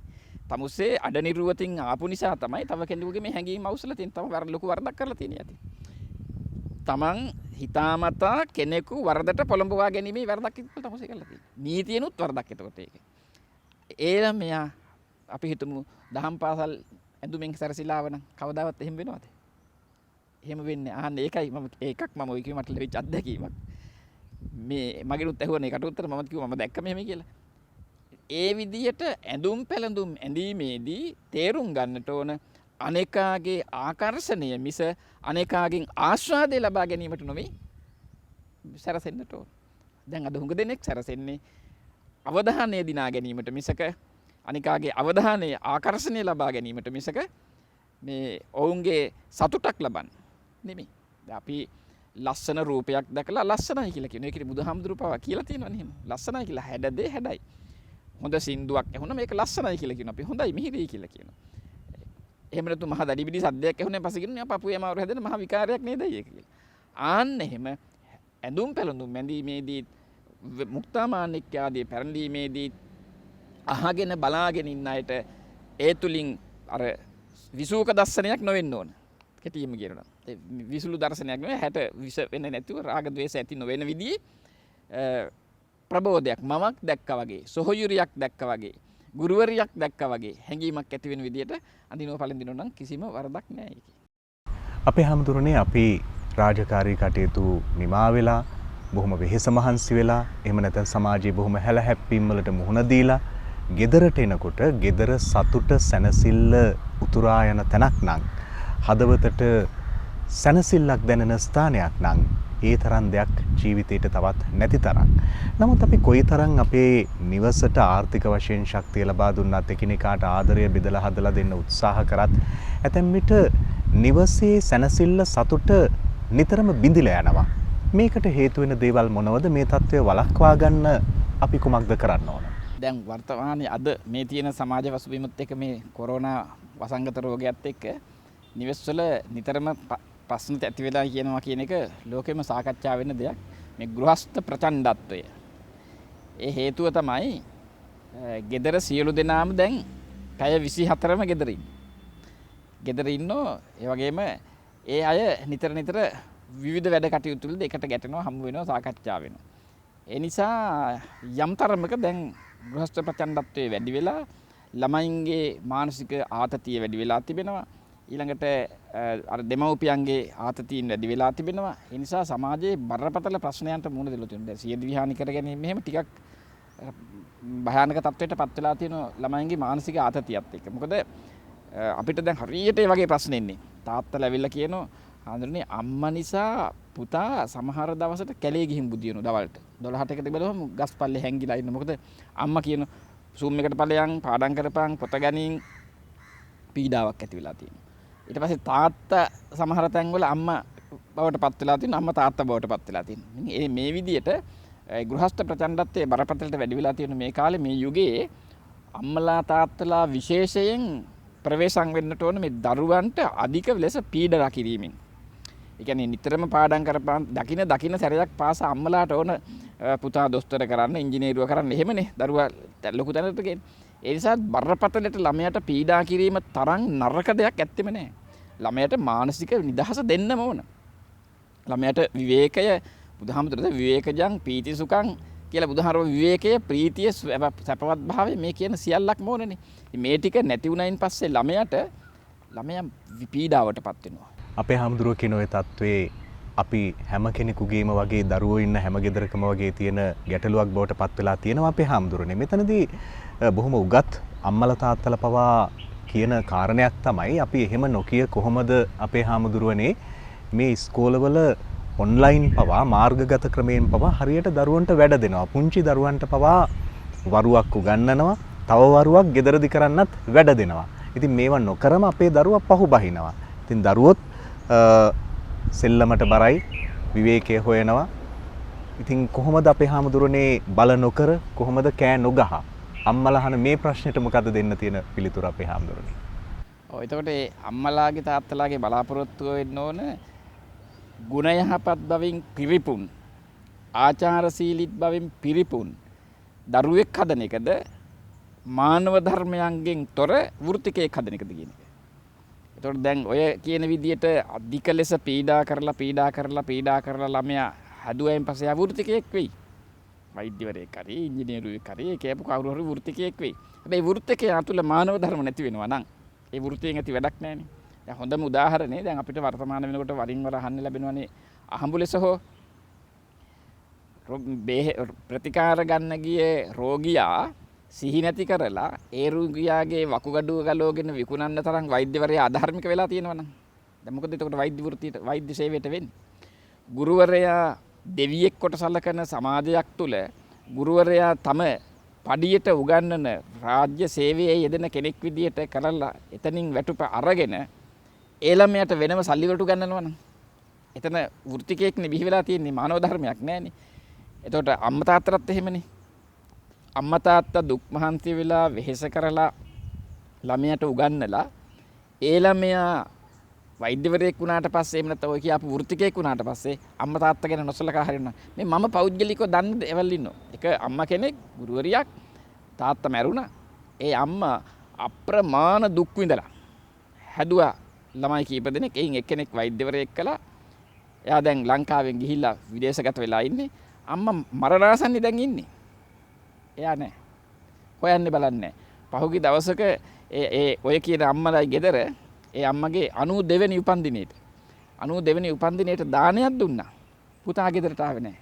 ලංකාවට ඇවිල්ලා ඉන්න පුතා. ඒ වෙනින් තැනකින් ගයක් හදාගෙන ආසන්නේ මීටර 500ක් මේ කිලෝමීටරයක් ඇති උපරිම වුණා. ඒ ගෙදර හිටියා අම්මගේ උපන්දිනේ දාන වෙලාවේ ආවේ නැහැ. ඇයි මේ? ඒ අම්මා හැදුවේ වෛද්‍යවරයෙක්නේ. ඒ අම්මා පුතෙක් හදලා නැහැ. වෛද්‍යවරයෙක් හැදුවා. එයාට අර මානව ධර්ම නැහැ. අර පීඩාවටපත් වුණාන් පස්සේ ළමයාගේ මනසේ ඇති වෙනවා කම්පනයක් ප්‍රකම්පනයක් ඇති වෙනවා. ඒ කම්පනය තුල ඇති වෙන්නේ අන්නර ආතතිය. ආතතියක් යුක්ත මේ වෘත්තිකයෙක් බිහි වෙනවා. ළමයින්ට අධ්‍යාපනයේදී මේ දැන් අපි උදාහරණයක් වශයෙන් කියනවානේ පින්ලන්ත අධ්‍යාපනයේනේ ලෝකේ පිළිගත් ඉහළම තත්ත්වයේ තියෙන අධ්‍යාපනය. 2020 ඉඳලා පින්ලන්තේ විෂය නිර්දේශ නැහැ. විෂය නිර්දේශ නැහැ ළමයින්ට උගන්වනවා හැබැයි. ලෝකෙ සතුටෙන් ඉන්න මිනිස්සු අතරේ ලේඛනයේ හැදුවයින් පස්සේ ඒ ලේඛනයේ අංක 1 පින්ලන්තේ. අපි ඉන්නේ ලංකාවේ 101. එතකොට ඒ අයට නැද්ද එතකොට අපිට වගේ මේ පීඩාවක් මෙහෙම උගන්වන්න ඕනේ කියලා තියෙනවා. දැන් අපි මේ ඔය කියන සූම් තාක්ෂණයෙන් මෙහෙම බරපතලට උගන්වනවා ළමයින්ට. ගහ අඳුරනවද? සතා සිව්පා වඳුරනවද? ඇලදොල ජලාශයට ආදරේද? අඳුරනවද? පරිසරයට ආදරේද? මව්පියන්ට සමාජයට ආදරේද? අඳුරන්නේ නැහැ. ජීවක වෛද්‍යවරයා වෛද්‍ය වෘත්තිය සමත්ද කියලා බලන්න එයාගේ ගුරුවරයා මොකද කරේ? මෙන්න මේ කාලය තුල ගිහින් මෙන්න මේ ප්‍රමාණය පරිසරයේ ඇවිදලා බෙහෙත් වලට නොගන්න ගහක කොලයක් අරන් ඉන්නේ. ජීවක කුමාරයා ඇවිදලා කිව්වා ගුරු දේවේනි මේක බෙහෙත් ගබඩාවක්. මේ ප්‍රදේශයේ මේ මම ඇවිදපු ටිකේ එකම ගහක්වත් නැහැ බෙහෙත් වලට නොගන්න. වෛද්‍ය විද්‍යා පරීක්ෂණ උපාධිය දුන්නේ එහෙමයි. දැන් අපිට ඉන්න මේ ළමයෙකු දන්නවද ගහකොළ? අම්මලා තාත්තලා අපේ පැරණි අය කොහොමද හැදුවේ නේද? දැන් කේම්බ්‍රිජ් විශ්වවිද්‍යාලේ පරිශනාවක් කරලා දාලා තිබුණා පහුගිය කාලේ ආසියාවේ කප්රුක කියලා. මම බැලුවානේ මොකද්ද මේ කියලා. මුරුංග ගහ. අපේ අය මුරුංග ගහ හඳුරන්නේ නැහැ දැන් සමහර ළමයි. මම ඇහුවා මම විශ්වවිද්‍යාලේ උගන්වද්දී ළමයින්ගෙන් වැලිකොස්සට කාලා තියෙනවදයි කියලා. සමහර ළමයි කිව්වා වැලිත් එක්ක කන්නේ කොහොමද හම්බෙන්නේ? වැලිකොස්සට තම්බපු අපේ අම්මලා ඒකට දැම්ම මුරුංග කොළ පිටක්. කේම්බ්‍රිජ් ගිහිල්ලා ඔක්ස්ෆර්ඩ් ගිහිල්ලා නෙවෙයි නේද? ඒ අයට විද්‍යාව දැනුම තිබුණා. පරිසරය ගැන දැනුම තිබුණා. ආදරේ, කරුණාව, මෛත්‍රී කියන එක හදවත තුල තිබුණා. අර කියාපු විදිහේ පීඩා කරලා බලහත්කාරයෙන් මේ ලෝකේ තියෙන එක දැනුම ඔබලා මනස හදලා විකෘති කරලා ළමයෙක් හදලා සමාජගත කරාම ඒ ළමයා වෘත්තිකයෙක් මිස මානවයෙක් නෙමෙයි. එහෙනම් අපිට අවශ්‍ය කරන්නේ අපේ අධ්‍යාපනයෙන් අවශ්‍ය කරන්නේ වෘත්තිකයෙක් බිහි කරන්න ඕන මානව ගුණ ධර්ම වලින් යුක්ත. ඒකටයි අපි උගන්වන්නේ. ඒකටයි දෙමව්පියෝ සූදානම් වෙන්න ඕනේ. අපේ හැමදුරනේ අපේ පුංචි දරුවෝ හරි කැමති අම්මා තාත්තා සමගියෙන් ඉන්නවා නම් අම්මා තාත්තා ටිකක් තදින් එකිනෙකාට කතා බහ කරගන්න දකින්නවත් පුංචි දරුවෝ කැමති නැහැ. අම්මා තාත්තා දෙන්න ආදරෙන් සෙනෙහසෙන් සමගියෙන් ඉඳීම පිළිබඳ බෞද්ධ ඉතිහාසයේත් නකුල මාතා නකුල පිතා පිළිබඳ ශ්‍රේෂ්ඨ උදාහරණ තියෙනවා. අම්මා තාත්තා සමගියෙන් දරුවන් ඉදිරියේ බොහොම ආදරෙන් සෙනෙහසෙන් කටයුතු කිරීම නිවසේ සතුට රඳවා ගැනීමටත් විශාල ශක්තියක්. දෙන්න දෙමහල්ලන්ට යුවතිපතින්ට ඔබ වහන්සේ මේ ගැන දෙන පණිවිඩය මොකක්ද? බුදුහාමුදුරුවෝ මේ සමගිය පිළිබඳව හුඟක්ම වදාරලා තියෙනවානේ. භික්ෂුන් වහන්සේලා හෝ කවුරු හරි ළඟට ආවට පස්සේ උන්වහන්සේ අහන්නේ ඉස්සෙල්ලම කොහොමද? හොඳට ඊයේ රාත්‍රියේ නිින්ද ගියාද? සතුටෙන් හිටියද? එහෙම ආගිය තොරතුරු විමසීමේ ගුණයක් බුදුහාමුදුරුවන්ගේ තිබුණා. ඊට පස්සේ භික්ෂුන් වහන්සේලා හමුවට ඉදි බුදුහාමුදුරුවෝ දානවා කීරෝදකී බොහෝතෝ විය අඤ්ඤමඤ්ඤේහි පියචක්කුහි සමන්නාගතෝ හෝති. හරිම ලස්සනයි ඒක. මේ කීරෝදකී බද. උඹලා කොහොමද සමගියෙන් ඉන්නේ? කිරි වතුරයි එකට දිය වුණා වගේ. ඒ තරම් හොඳට ඒක කිරි වතුරයි එකට දිය වුණා පස්සේ කාටවත් හංසය හැර වෙන කෙනෙකුට ඒක වෙන් කරන්න බැහැනේ. එතකොට පිරිසක් එකට ඉන්නකොට ඉන්න ඕන කොහොමද? කිරි වතුරයි එකට දිය වුණා වගේ. ඒ තරම් සමගියෙන් ඉන්න ඕන. කීරෝදකී භූතෝ විය. ඊළඟ එක බලන්න කොච්චර ලස්සනද කියනනම් අඤ්ඤමඤ්ඤේහි පියචක්කුහි සමන්නාගතෝ හෝති. අඤ්ඤමඤ්ඤේහි කියන්නේ එකිනෙකාට පියචක්කුහි සමන්නාගතෝ හෝති. පියසින් බලන්න ඕන. දැන් අපි විරුද්ධකාරය දිහා පළමුවෙන්ම විරුද්ධකාරය කියන එක දැනගන්නේ ඇහැටනේ. ඇහෙන්නේ ඔරවන්නේ පටන් ගන්න එතනින්නේ. එතෙන්දී බුදුහාරව දාන අඤ්ඤමඤ්ඤේහි පියචක්කුහි සමන්නාගතෝ. එකිනෙකාදී ප්‍රියසින් බැලුවද ඔබලා? තමන් කෙනා එක්ක ප්‍රිය ඇසින් හොඳ ඇසින් බලන්නට ඕන. එහෙම නැතු දැන් අර ගෙදර බිරිඳ ස්වාමියා දිහා බලන්නේ නැහැ හරියට කෙලින්. ස්වාමියා බිරිඳ දිහා බලන්නේ හරියට කෙලින්. එහෙම නැතු උනයින් පස්සේ අර ප්‍රියසින් අඤ්ඤමඤ්ඤෙහි පියචක්කුහි සමන්නාගතෝ හෝති තත්ති නැති වෙලා යනවා.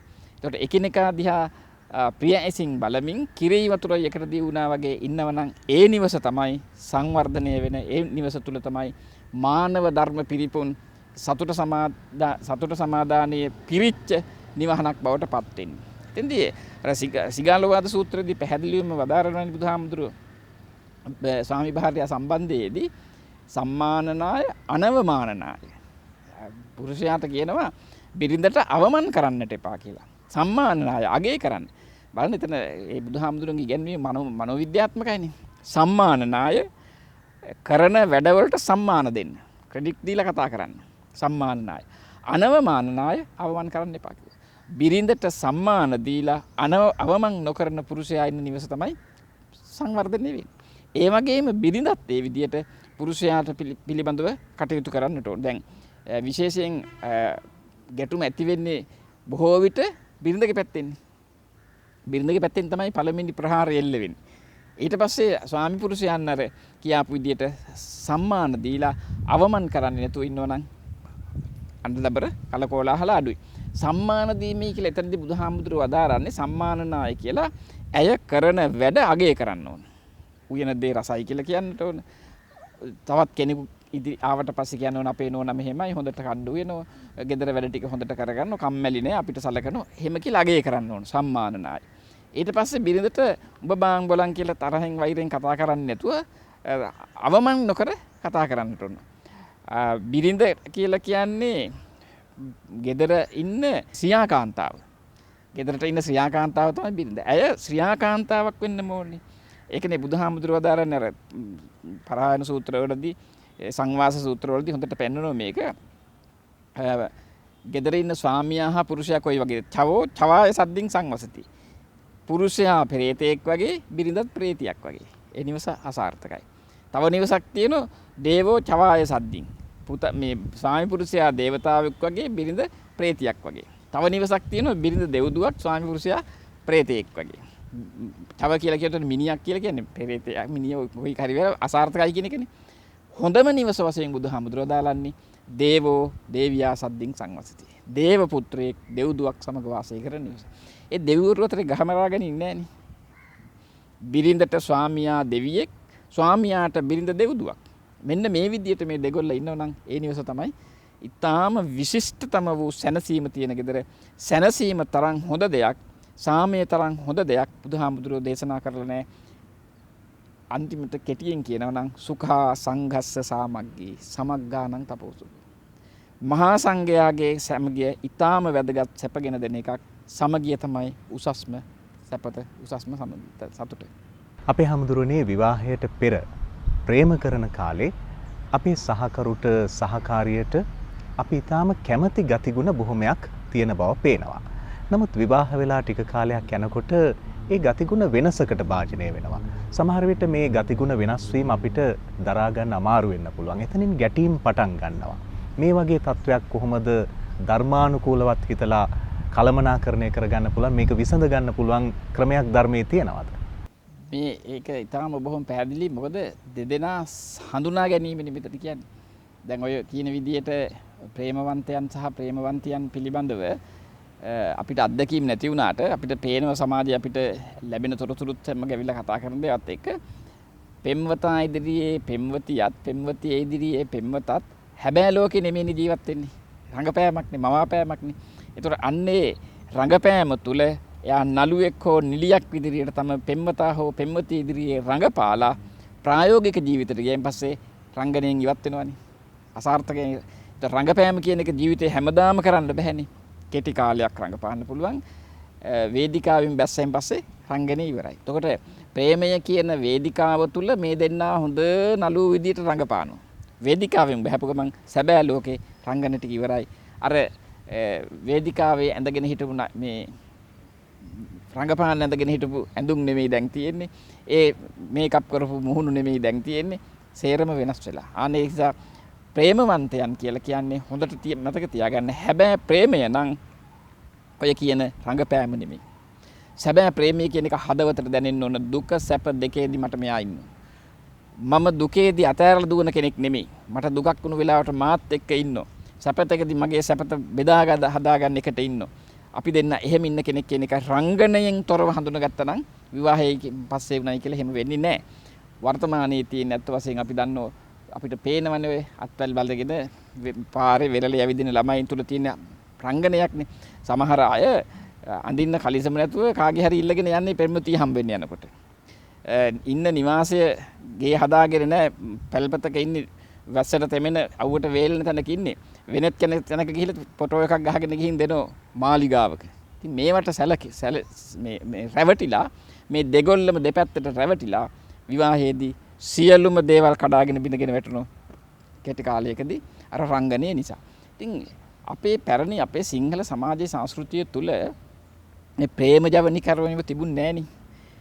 හේනේ පැලට යන මිනිස්සයා අනිත් එහා ගෙදර කෙනත් හේනේ පැලේ මේ ගෙදරත් එහෙමයි. ගමේ කවුරුත් හේනේ පැලේ කුඹුරේ වැඩ කරගෙන ජීවත් වුණු බොහොම ශාස්ත්‍රීය මිනිස්සුනේ අත් වශයෙන්ම. හේනට ගිහිල්ලා එන ගමන් යමන් නගා කියලා අපේ ගෙදර කියලා කතා කරගන්නවා මගදීම නේද? යමන් නගා අපේ ගෙදර. ඒක තමයි විවාහය. ඊට පස්සේ යන් අයියන්ඩී කියලා එයත් අතෙල්ලා යනවා. ආයි ගිවිසුම් ගහලා අස්සම් කරලා සාක්ෂි අස්සම් කරලා උත්සව කියලා සැනකෙලි කියලා රතිඤ්ඤපත්තු කරලා ඒව නැහැ මුක්ක.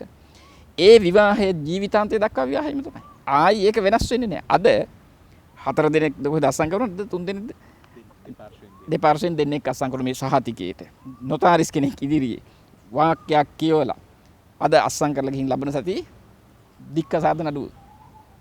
ඒව නැහැ දාර හුලංගිල්ලෙන් අල්ලංගෙන යමන් නම් මේ අයියන්ඩි කියලා ගෙදරට එක්ක ගියපු නංගි ගෙදර එක ගියපු බිරින්දෑවරු හදපු දරුවෝ ඒ සමාජ සංස්කෘතිය කොයිතරම් මිහිරිද? ඒ අය තුල අඬදබර කලකෝලහල කවමදාවත් තිබුණේ නැහැ. අපි දන්නවා අපේ පරණ නිවෙස්වල එක ගෙදර ළමයි 12ක් 10ක් හිටියනේ. අම්මා තාත්තා රණ්ඩු කවදාවත් ඒ ළමයි අහලා නැහැනේ. අම්මා තාත්තා දෙදෙනා සැරට කතා කරගන්න ළමයින්ට ඇහිලා නැහැනේ කවදාවත්. ඒ තරමට ඒ අය තුල හඳුනා ගැනීම තිබුණා. මොනවා හරි ප්‍රශ්නයක් වුණා නම් එදෙන එකට කතා කරනවා. බිරිඳයි පුරුෂයයි තමයි. හැබැයි එකට වාඩි වෙන්නේ නැහැ. තේක හදාගෙන ගිහිල්ලා මේ මහත්තයාට තේක දීලා මහත්තයා ඇඳේ වාඩිනෝ. එතන බිමින් එලිපත් වලින් තමයි බිරිඳ වාඩි වෙන්නේ. වාඩිලා දෙන්න කතා කරනවා සාකච්ඡා කරනවා. මේ විදිහට මේ දෙදෙනා මේ 16 වගේ නෙමෙයි කටයුතු. බිරිඳ ගෙදර 16 වුණේ නැහැ. ස්වාමියා ගෙදර වැඩකාරයා වුණේ නැහැ. හම්බ කරන කෙනා කම්කරුවා බවට පත් වුණේ නැහැ.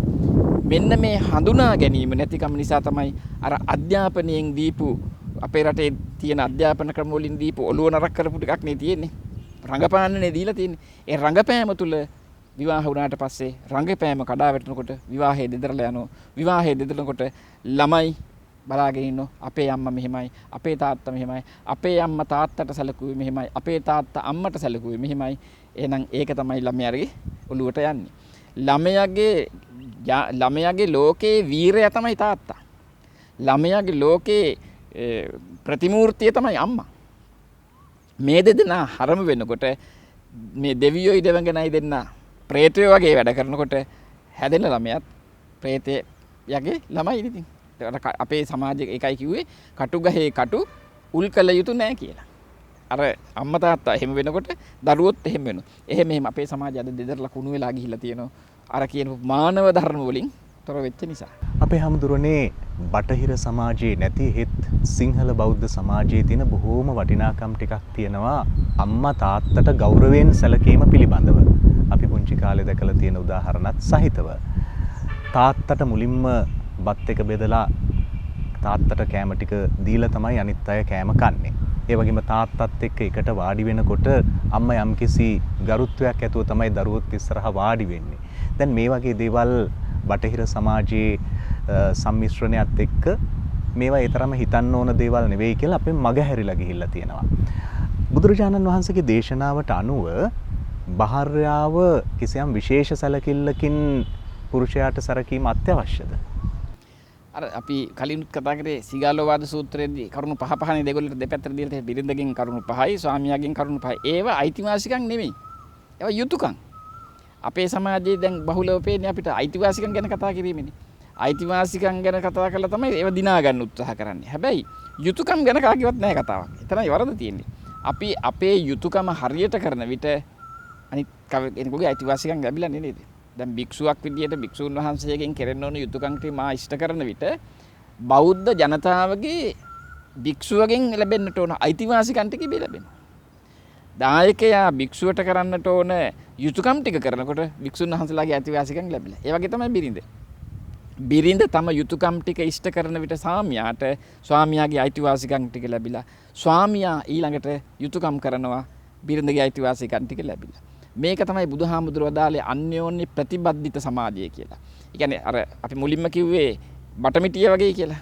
එකක් නැතුව අනෙකට පවතින්න බෑනේ. බිරිඳ නැතුව ස්වාමියාටත්, ස්වාමී නැතුව බිරිඳටත්, ස්වාමියයි භාර්යාව නැතුව දරුවන්ටත් පවතින්න බෑනේ. මේ සේරම එකට එකතු වුනහමනේ ලස්සන පවුලක් බවට පත් වෙන්නේ. ඒකනේ අපේ පැරණි ජනකවිය කිව්වේ ලස්සන කියමන නේද? මේ තාත්තා කොහොමද කිව්වේ? අතට වෙරළු ඇහිඳගෙන ඉනට පලා නෙලාගෙන බරටම දර කඩාගෙන එයි අම්මා විගසගෙන. ගෙදර ඉන්න දරුවා තාත්තා සනසුවේ කවිය කිව්වේ කොහොමද? උඹේ අම්මා දර කඩන්න ගියා බරටම දර කඩාගෙන එනවා. හැබැයි අතට වෙරළු ටිකකුත් පුතේ අහුලගෙන එන්නේ. වෙරළු අහුලන් එනවයි කියලා කිව්වහම දරුවා වෙරළු ටික කන්න අම්මා එනකන් බලාගෙන ඉන්න තාත්තගේ තුරුල්ලේ. ඊළඟට කියන හොඳ ශාස්ත්‍රීය ආහාර වේලක් සකස් කරන මොනවද? ඉනට පලා නෙලාගෙන. පලා ටිකකුත් අරන් එනවා ළමයින්ට කන්න දෙන්න. මේ අපේ ජන සමාජයේ ඊටාම අව්‍යාජ බවයි.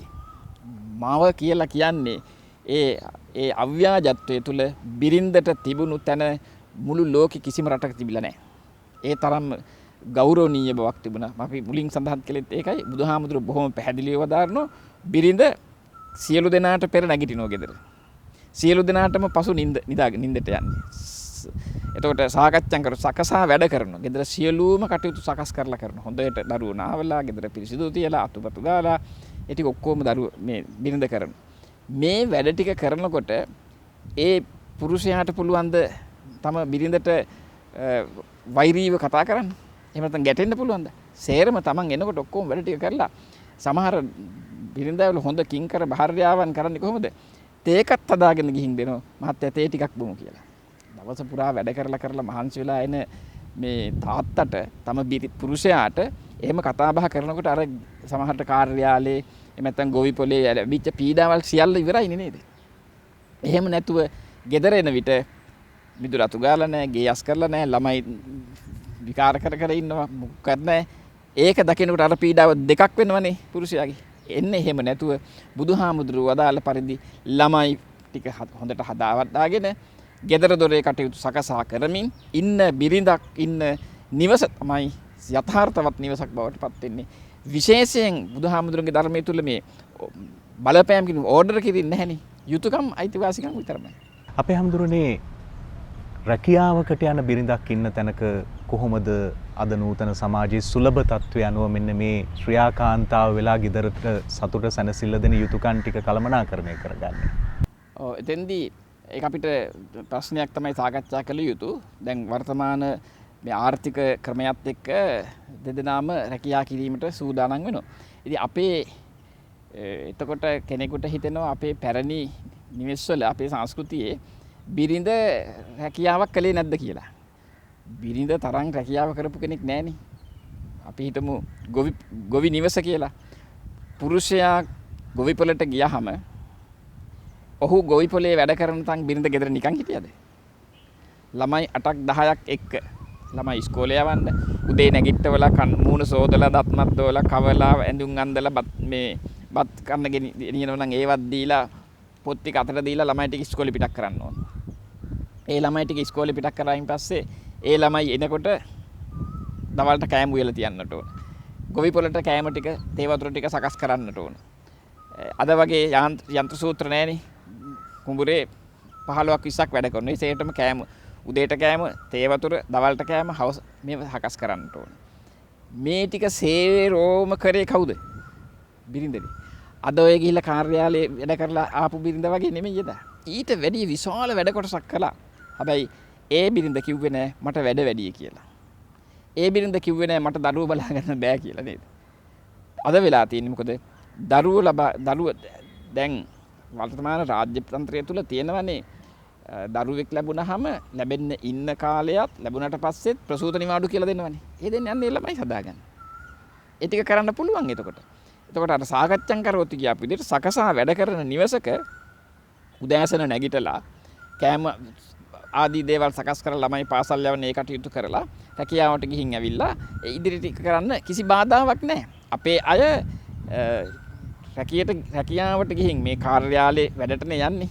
කැට්ටි උදැල්ලේ වැඩට නෙමෙයිනේ. ඒ ගිහින් ඇවිල්ලා නිකන් හරියට ගෙදර එන්නේ කොහොමද දවසේම පුරන් කොටපුවා වගේ. කාර්යාලවල රජයේ කාර්යාලවල වැඩ කරන හැටි ඉතින් අපි දන්නවනේ නේද? රජයේ කාර්යාලවල කොහොමද වැඩ කරන්නේ කියන එක මොකද්ද වෙන මහන්සිය කියන එක. ඒ ඇවිල්ලා එයාලා නිකන් හාන්සි කියලා වැටලා ඉන්නවා. මේ තමයි අපේ ආහාර වේලේ විනාශය. මේ අපිට වෙහෙස මහන්සිලා වැඩ කරන්නට බැරි තරමට අර කෘතිම වෙලා තියෙනවා. මිනිස්සු ජීවත් වෙන්න ජීවිතය ගෙවන්නේ කෘතිමව වැඩ කරන්න මහන්සි වෙන්නේ නැති නිසා කිලෝමීටරයක් පයින් යන්න බැරි සමාජයක් අද ඉන්නේ. උදෑසන හොයලා බලන්න ගෑන් මාත්‍යා මේ ඇසෙම්බලි එක උදේ මේ රැස්වීමක ළමයි කී දෙනෙක් කලන්ත හැදිලා වැටෙනවද කියලා. ඇයි මේ? කන්න නැතිකම නිසා. මන්ද පෝෂණය. විනාඩි 15ක් 20ක් හිටගෙන ඉන්න බෑ උදේට ළමයින්ට. මේ මොකද අන්නර අම්මගේ තාත්තගේ තියෙන සංකරකම නිසා එයාලට දෙනවර සෑන්ඩ්විච් කෑල්ලා. මේ එහෙම මොන ක්ෂණික ආහාර හදන්නේ. එකින් එකට කියන එකත් හොඳ නෑනේ.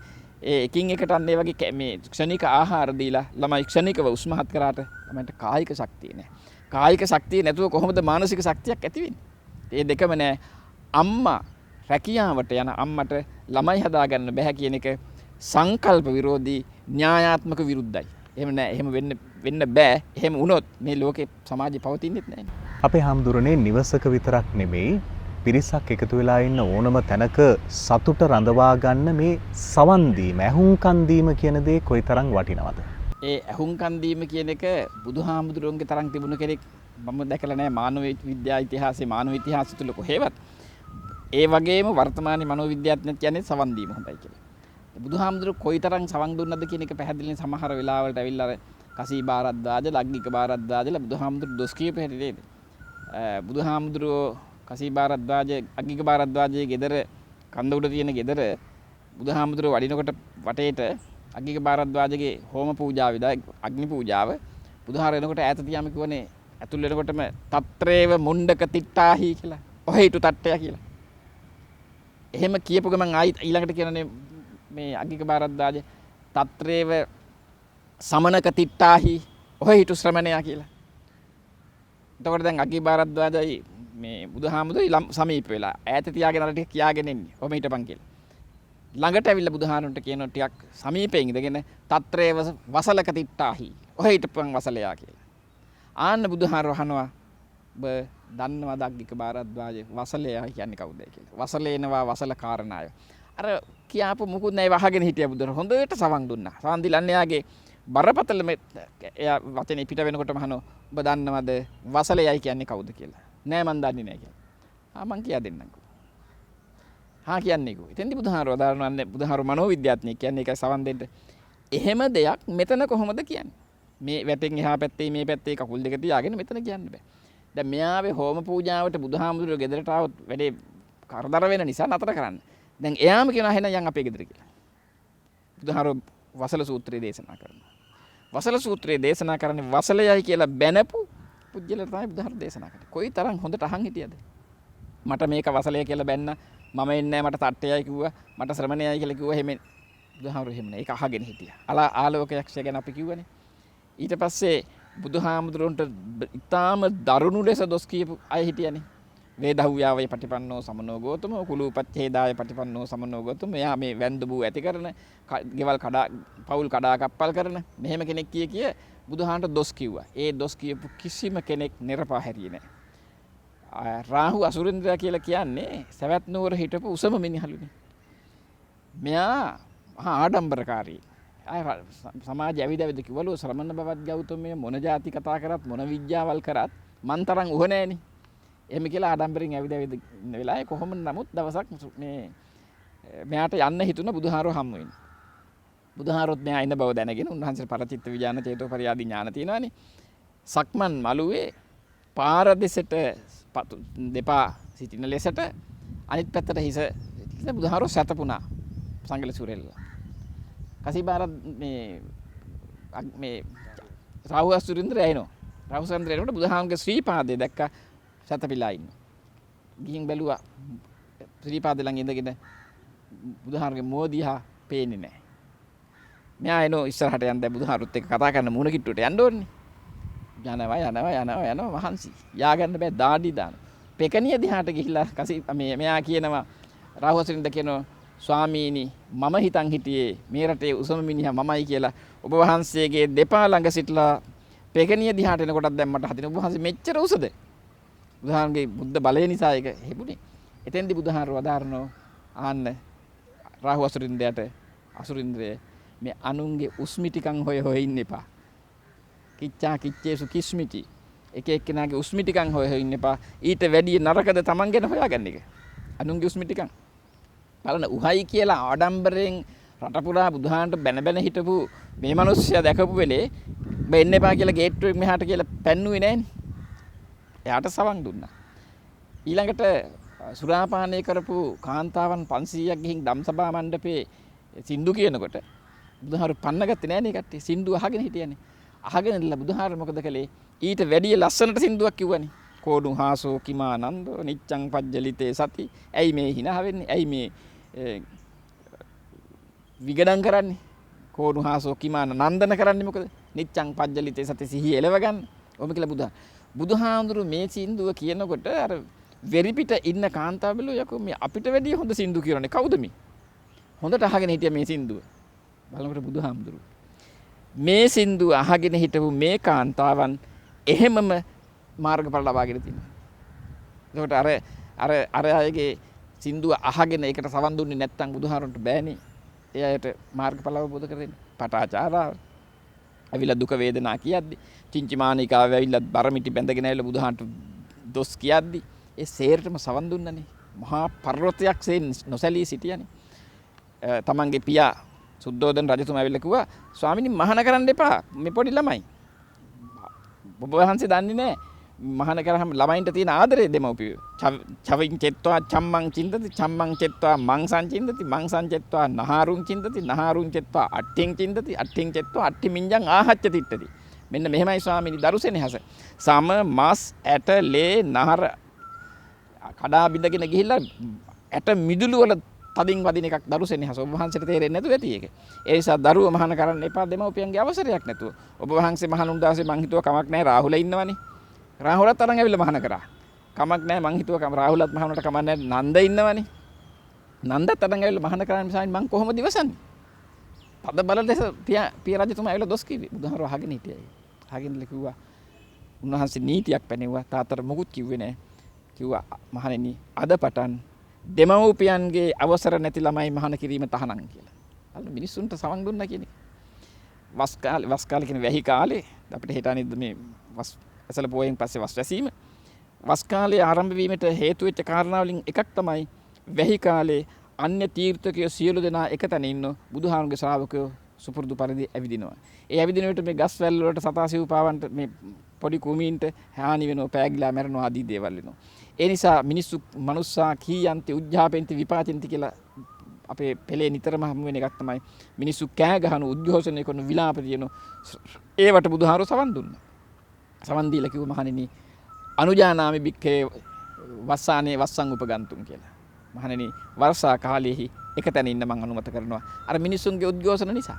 මිනිස්සු කෑ ගහනකොට උද්ඝෝෂණ කොට පෙළපාලි යනකොට ඒකට සවන් දුන්න බුදුහාරෝ. සවන් දීලා ඒකට අවශ්‍ය කරන ප්‍රතික්‍රියාව දැක්වුවා. ඒක බුදුහාමුදුරුවෝගේ ගුණයක්. එහෙම සවන් දීමේ ගුණය බුදුහාමුදුරුවෝ දේශනා කළා විතරක් නෙමෙයි අනෙක් අයටත් කිව්වා කෙනෙකුගේ දුක කියන විට ඒකට සවන් දෙන්න. ඒ දුකට සවන් දීලා ඔබ ඒකට පිළිතුරක් ලබා දෙන්න. අපේ සමාජයේ අද හුඟ දෙනෙකුට ප්‍රශ්නයක් තියෙනවා අපි දන්නවනේ. කවුරු හරි ඇවිල්ලා මට ගුණ මේ මොනවා හරි එයාගේ වේදනාව කියනකොට මටත් ඔහොම එකක් වුණානේ කියලා මමත් පටන් ගන්න එකක් කියන්නේ. ඒක සවන් දීම නෙමෙයි. ඒකෙන් වෙන්නේ අරයටත් පීඩාවක් නේ.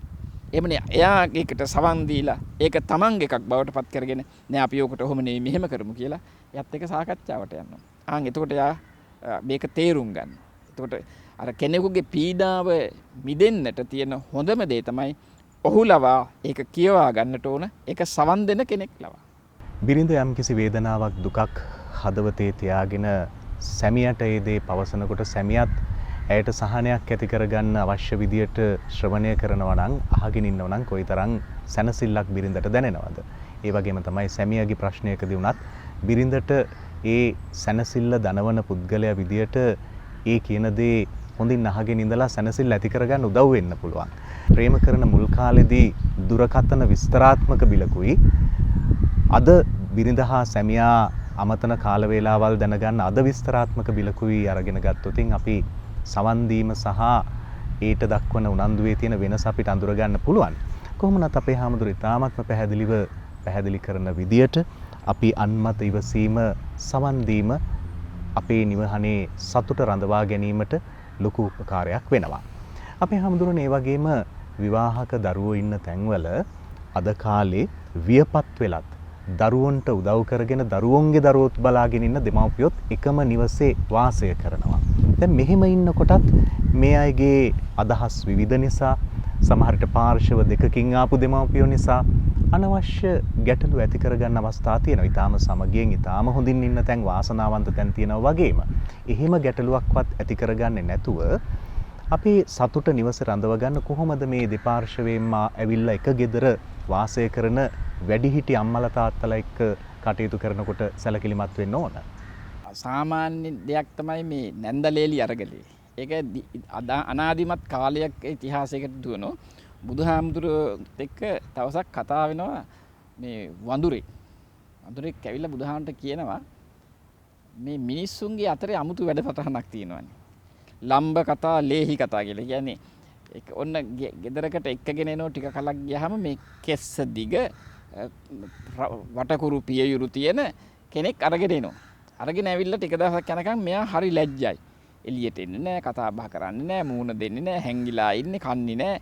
මේ අලුත් මනාලියකගේ හැටිනේ මේ කියන්නේ. වඳුර කියන්නේ.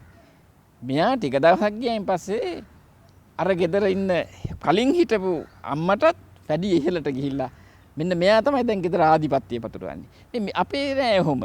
වඳුරා කියන අපේ සමාජයේ එහෙම නෑ. වඳුරන්ගේ එහෙම නැතිලු. මිනිසුන්ගේ අතේ තමයි එහෙම තියෙනවා කියලා මේ වඳුරා කියන්නේ. ඒක ඔන්න එතකොට පේනවා මේ නැන්දලේලි අරගලය අනාදිමත් කාලයක් තිස්සේ තියෙන එකක්. එහෙම උණයි කියලා. ඒක බුදුහාමුදුරුවෝ කියනවා මේ නැන්දයිලේලි අරගලේ ඇතිවීමට හේතු වීමේදී නැන්දම්මා නිතරම කල්පනා කරන්නට ඕන මමත් ලේලි කෙනෙක් වෙලා හිටිය නේදයි කියලා. අන්න එතෙන්දී ආ කල්පනා කරන එදා මගේ නැන්දම්මා මට සලකපු විදිය හොඳ නැත්නම් මං එදා මානසිකව කායිකව වේදනාවට අපහසුවට අසහනයටපත් වුණා නම් මම මගේ ලේලිට ඒක නොකළ යුතුයි කියලා. ඒ කියන්නේ අත්තානං උපමං කත්තානි බුදුහාරගේ ධර්මයේ නිතරම තමන් උපමා කරගන්න. නැන්දාගෙන් ඌ අකටයුතු වලට අකමැති උනේ යම්සේද මේ ලේලියත් මගෙන් එහෙම අකටයුතු වෙනවට අකමැති ඇති. එහෙනම් මම ඒ ටික නොකළ යුතුයි කියලා තේරුම් ගත්තාම අන්නේ නැන්දලේලිගේ අරගලේ සංසිඳෙනවා. ඊට පස්සේ ඊටාම වැදගත් දේ තමයි මේ අර ලේලිය කියලා කියන්නේ වෙනත් ගමක වෙනත් පරම්පරාවක වෙනත් කෙනෙක්නේ. ගෙදරට ආවම ඒ ගෙදර කෙනෙක් බවට පත් වෙන්න ඕන. ඒ ලේලියටත් පුළුවන් වෙන්නට ඕන තම මව්පියන්ට සේම තම හිමියාගේ මව්පියන්ටත් සලකන්න. ඒක තමයි මෙතන අන්‍යෝන්‍ය ප්‍රතිබද්ධ ගුණ යහපත්කම ඇති වෙන්නේ. බිරිඳ තම හිමියාගේ තම ස්වාමියාගේ දෙමව්පියන්ට එක විදියකටත් තමන්ගේ දෙමව්පියන් තව විදියකටත් සලකනවා නම් අන්න අරගලේ ඇති වෙනවා. පුරුෂයාත් මතක තියාගන්නට ඕන මම මගේ දෙමව්පියන්ට යම්සේ ආදරේද මගේම දැන් දෙමව්පියෝ තව දෙන්නෙක් ඉන්නෝ. ඒ දෙන්න තමයි බිරිඳගේ දෙමව්පියෝ. දැන් 4 දෙනෙක් ඉන්නවා. මේ 4 දෙනා මේ දෙන්නගේම අම්මයි තාත්තයි කියලා හිතාගෙන වැඩ කරනකොට ඒ ගෙදර හරිම සස්ත්‍රීක වෙනවා. ඊළඟට සමහර අම්මලා තාත්තලා ඉන්නවා නැන්දලෙයිලත් එක්ක හැබෑ වශයෙන් දරු සෙනෙහසෙන් ඉන්නවා. ඒ අප්‍රමාණවත් එහෙමයි ඉන්නවා. එහෙම නොඉන්න හේතු වෙන කාරණාවක් තමයි මේ වයසට ගියයි කියලා කියන්නේ. අපි කියන්නේ නාකි උනායි කියලානේ. අපේ වචනේ හරිම පාවිච්චි කරන නාකි වෙනවයි කියන්නේ මොකද? නොහැකි වෙනවා කියන එකනේ. කුඩා දරුවට නොහැකි නිසා අම්මා දුන්න ඇඟිල්ල නැගිටින්න. අම්මගේ හුළැඟිල්ල එල්ලිලා තමයි ඔය මහා කෙරුම්කාරයෝ සේරම නැගිටලා තියෙන්නේ. මේ කාන්තාවන්ට වැඩ බෑ කිය හරි මේ කතා කරන අය ඔක්කොම නැගිට්ටේ කාන්තාවගේ හුළැඟිල්ල එල්ලිලා. එහෙම නැගිටපු අය තමයි දැන් ලෝකේ ඉන්නේ මහා බලවතුන්. ඒ වගේ දරුවට නොහැකි කාලේ අම්මා තාත්තා අත දුන්නා වගේම අම්මා තාත්තට නොහැකි කාලේ දරුවා අත දෙන්න ඕන. අම්මා තාත්තට නොහැකි කාලේ තමයි නාකිය කියලා කියන්නේ. දරුවන්ට නොහැකි කාලේ තමයි දරුව කුඩා අත ගන්න මේ බඩ ගන්න දන ගන්න ළමයි. ඒ ළමයින්ට අත දීලා නැගිට්ටුවා අම්මා තාත්තා. අර දැන් අම්මයි තාත්තයි බඩ ගන්නවා. නැගිට ගන්න බෑ, වැසිකිළියට යන්න බෑ, ඇඳේ වාඩි වෙන්න බෑ, අතට නම් කන්න බෑ හැලෙනවා, කෝපය අල්ලන්න බෑ වෙවුලනවා. එතෙන්දී අපේ අයට කන්න දෙන්න පවන්න ඒ ඔක්කොම කරන්න ඕන.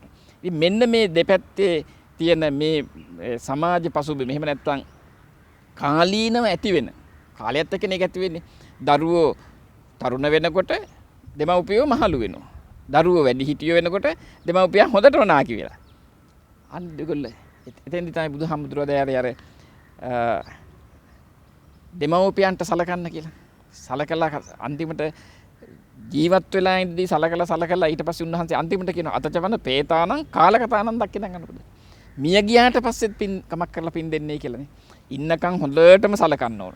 සලකලා මිය ගියාට පස්සෙත් දෙමව්පිය දරුවන්ගේ යුතුයකමක් විදියට සලකන්න කොච්චරද යුතුයකම කියනවා නම් භද්‍ර කල්පයක් පුරා මහා කල්පයක් පුරාවට අම්මයි තාත්තයි දෙන්න තමන්ගේ දෙවුරට අරගෙන කරේ තියාගෙන කවමින් පවමින් නාවමින් සක්මහ කරත් ණයග වෙන්නේ නැහැ කියන තරමට බුදුහාමුදුරුවෝ දෙමව්පියෝ අගය කළා තියෙනවානේ.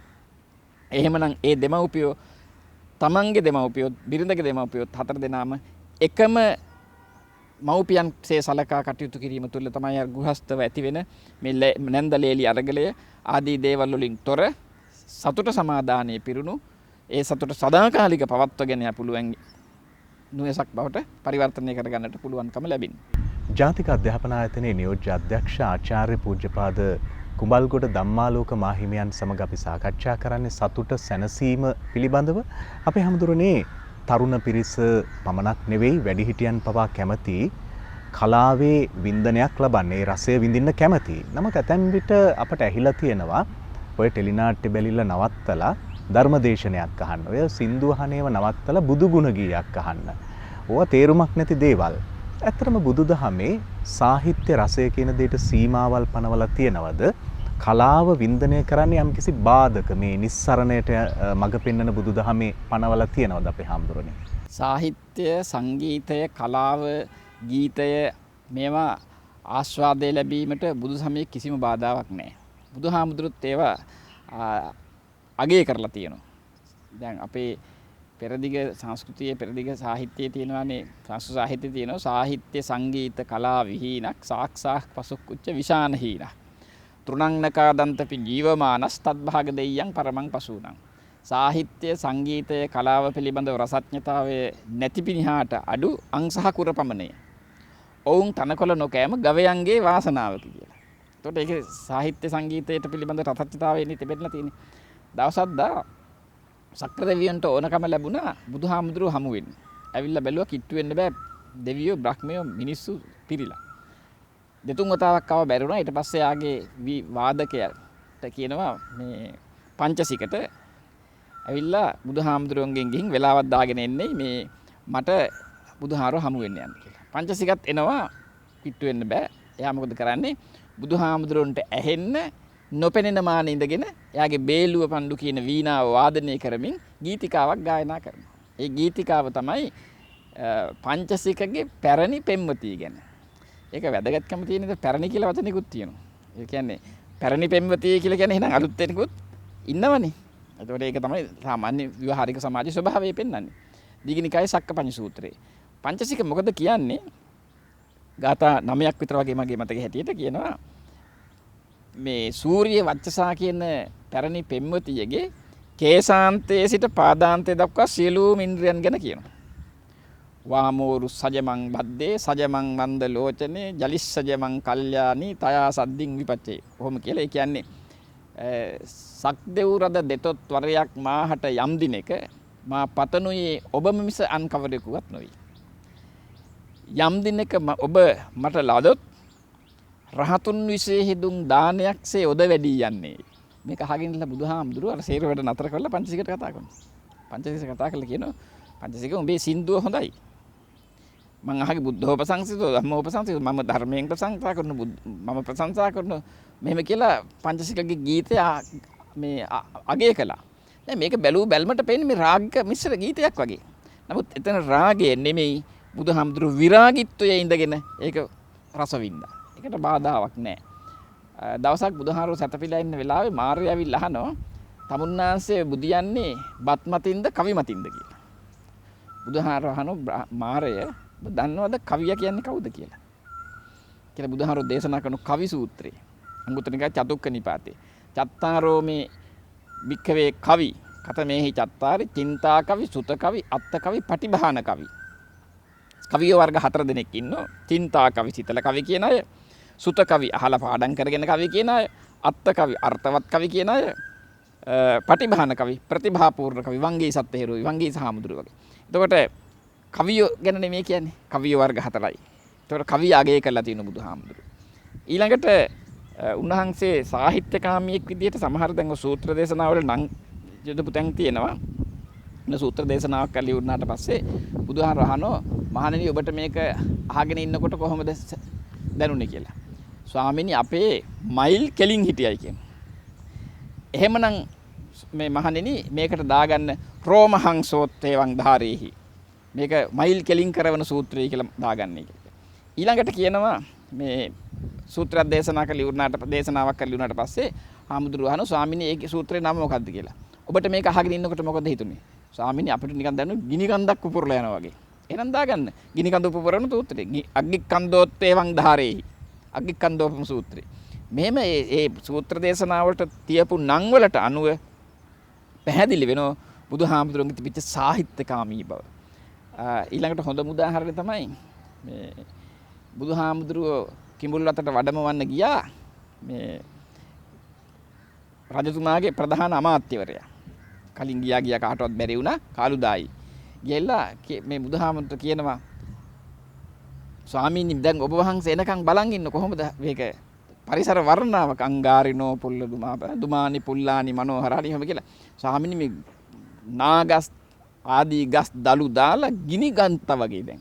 ගිනි ගත්තා වගේ කියන්නේ දලු දැම්ම රතු පාටයිනේ. ගිනි අරගෙන වගේ ගස්වල කොළ හලලා දලු දාලා දැන් ගෙඩි අපේක්ෂාවෙන් ඉන්නවා. හරියට කොහොමද ස්වාමීනි ඔබ වහන්සේ නැමැති මේ ධර්ම ඵලය කිඹුල් වතට වඩිනවා වගේ. ඒ කියන්නේ ගහක කොළ හලලා දලු දැම්මෙන් පස්සේ ගෙඩිනේ එන්නේ. දැන් කිඹුල්වත් නුවර මිනිස්සුත් අන්න බුදුහාමුදුරුවෝ නැමැති මේ මහා ඊටාම මේ අසහාය වූ පුජ්‍යලයා වඩින්තෙක් අර ගහේ කොළ හලලා දලු දාගෙන බලාගෙන ඉන්නවා වගේ ඔබ වහන්සේ නිකන් බලාගෙන ඉන්න කියලා මහා ලස්සන පරිසර වර්ණනාවක් කරනවා. උදාහරණ මොනවත් නැහැ. එවෙලෙම සිවුරු ගත්තා යන් කාලුදායි කියලා. පත්ත චීවර මාදායි කියලා පාසිවුරු අරගෙන යන් කියලා පිටත් වුණා. ඒ මොකද උන්වහන්සේගේ කලාත්මක හැඟීම අර පාරිසරික ගති ලක්ෂණ වලට කැමති නිසා උන්වහන්සේ පරිසරය නරඹන්න ගියා. රමණීයං ආනන්ද සාරංගදං රමණීයං ආනන්ද චාපාල චේතින් කොහොම කියලා ආනන්ද සාරංගදේ ලස්සනයි චාපාල චේති ලස්සනයි විශාලාවේ ටික ලස්සනයි කියලා බුදුහාරවාගේ කරලා තියෙනවා. ඒ වගේ පරිසර වර්ණනාවන් රමණීයානි අරඤ්ඤානි යත්තන රමතේ ජනෝ මේ තේර තේරි ගාතාවල ඒවා මේ තෙරුන් වහන්සේලා දේශනා කරපුවා.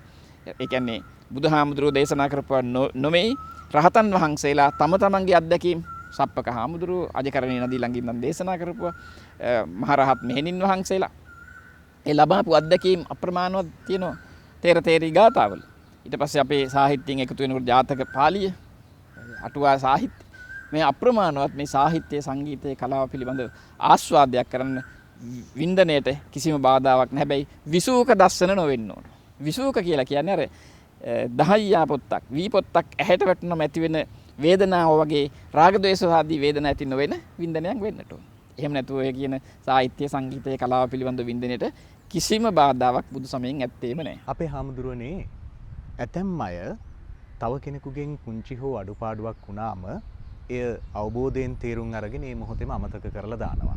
නිවසේ වුණත් නිවසේ ඉන්න බිරිඳ සැමියා දරුවන් නැත්නම් පිට වැඩිහිටි අම්මා තාත්තා වෙන්න පුළුවන්. මේ අයගෙන් වෙන පුංචි අඩුපාඩුවක් හිතේ තියාගෙන දිගින් දිගටම තමනුත් වේදනාව විඳලා එය විවිධාකාර වලින් අනිත් කෙනාට දඬුවමක් විදියට පිට කරන්න බලාපොරොත්තු වෙන්නේ නැහැ ඇතැම් අය. නමුත් ඇතැම් අය මේ පුංචි දේ පවා කාලයක් මතකයේ තියාගෙන ඉඳලා දිගින් දිගටම තව අය පීඩාවට පත් කරනවා. නිවසක සතුට නැති වෙන්න බොහෝ විට මේක හේතු වෙනවා. අපි කොහොමද අපේ හාමුදුරනේ ධර්මානුකූලව කල්පනා කරලා තව කෙනෙකුගෙන් වෙන පුංචි අඩුපාඩුවක් අපේ හිතෙන් අතෑරලා දාලා අපේ හිතත් නිදහස් කරගෙන අනිත් අයට පීඩාවකුත් නොවී ඉන්නේ. බොහොම පැහැදිලිනේ මේ ලෝකේ වැරදි නොවන කෙනෙක් ඉන්නවා නම් බුදුන් රහතුන් වෙන්න එපා. බුදුරජාණන් වහන්සේගෙන් තහ රහතන් වහන්සේලාගෙන් පමණයි වැරදි නොවෙන්නේ. හැබැයි උන්වහන්සේලාගෙන් වැරදි නොවෙන්නේ උන්වහන්සේලාට.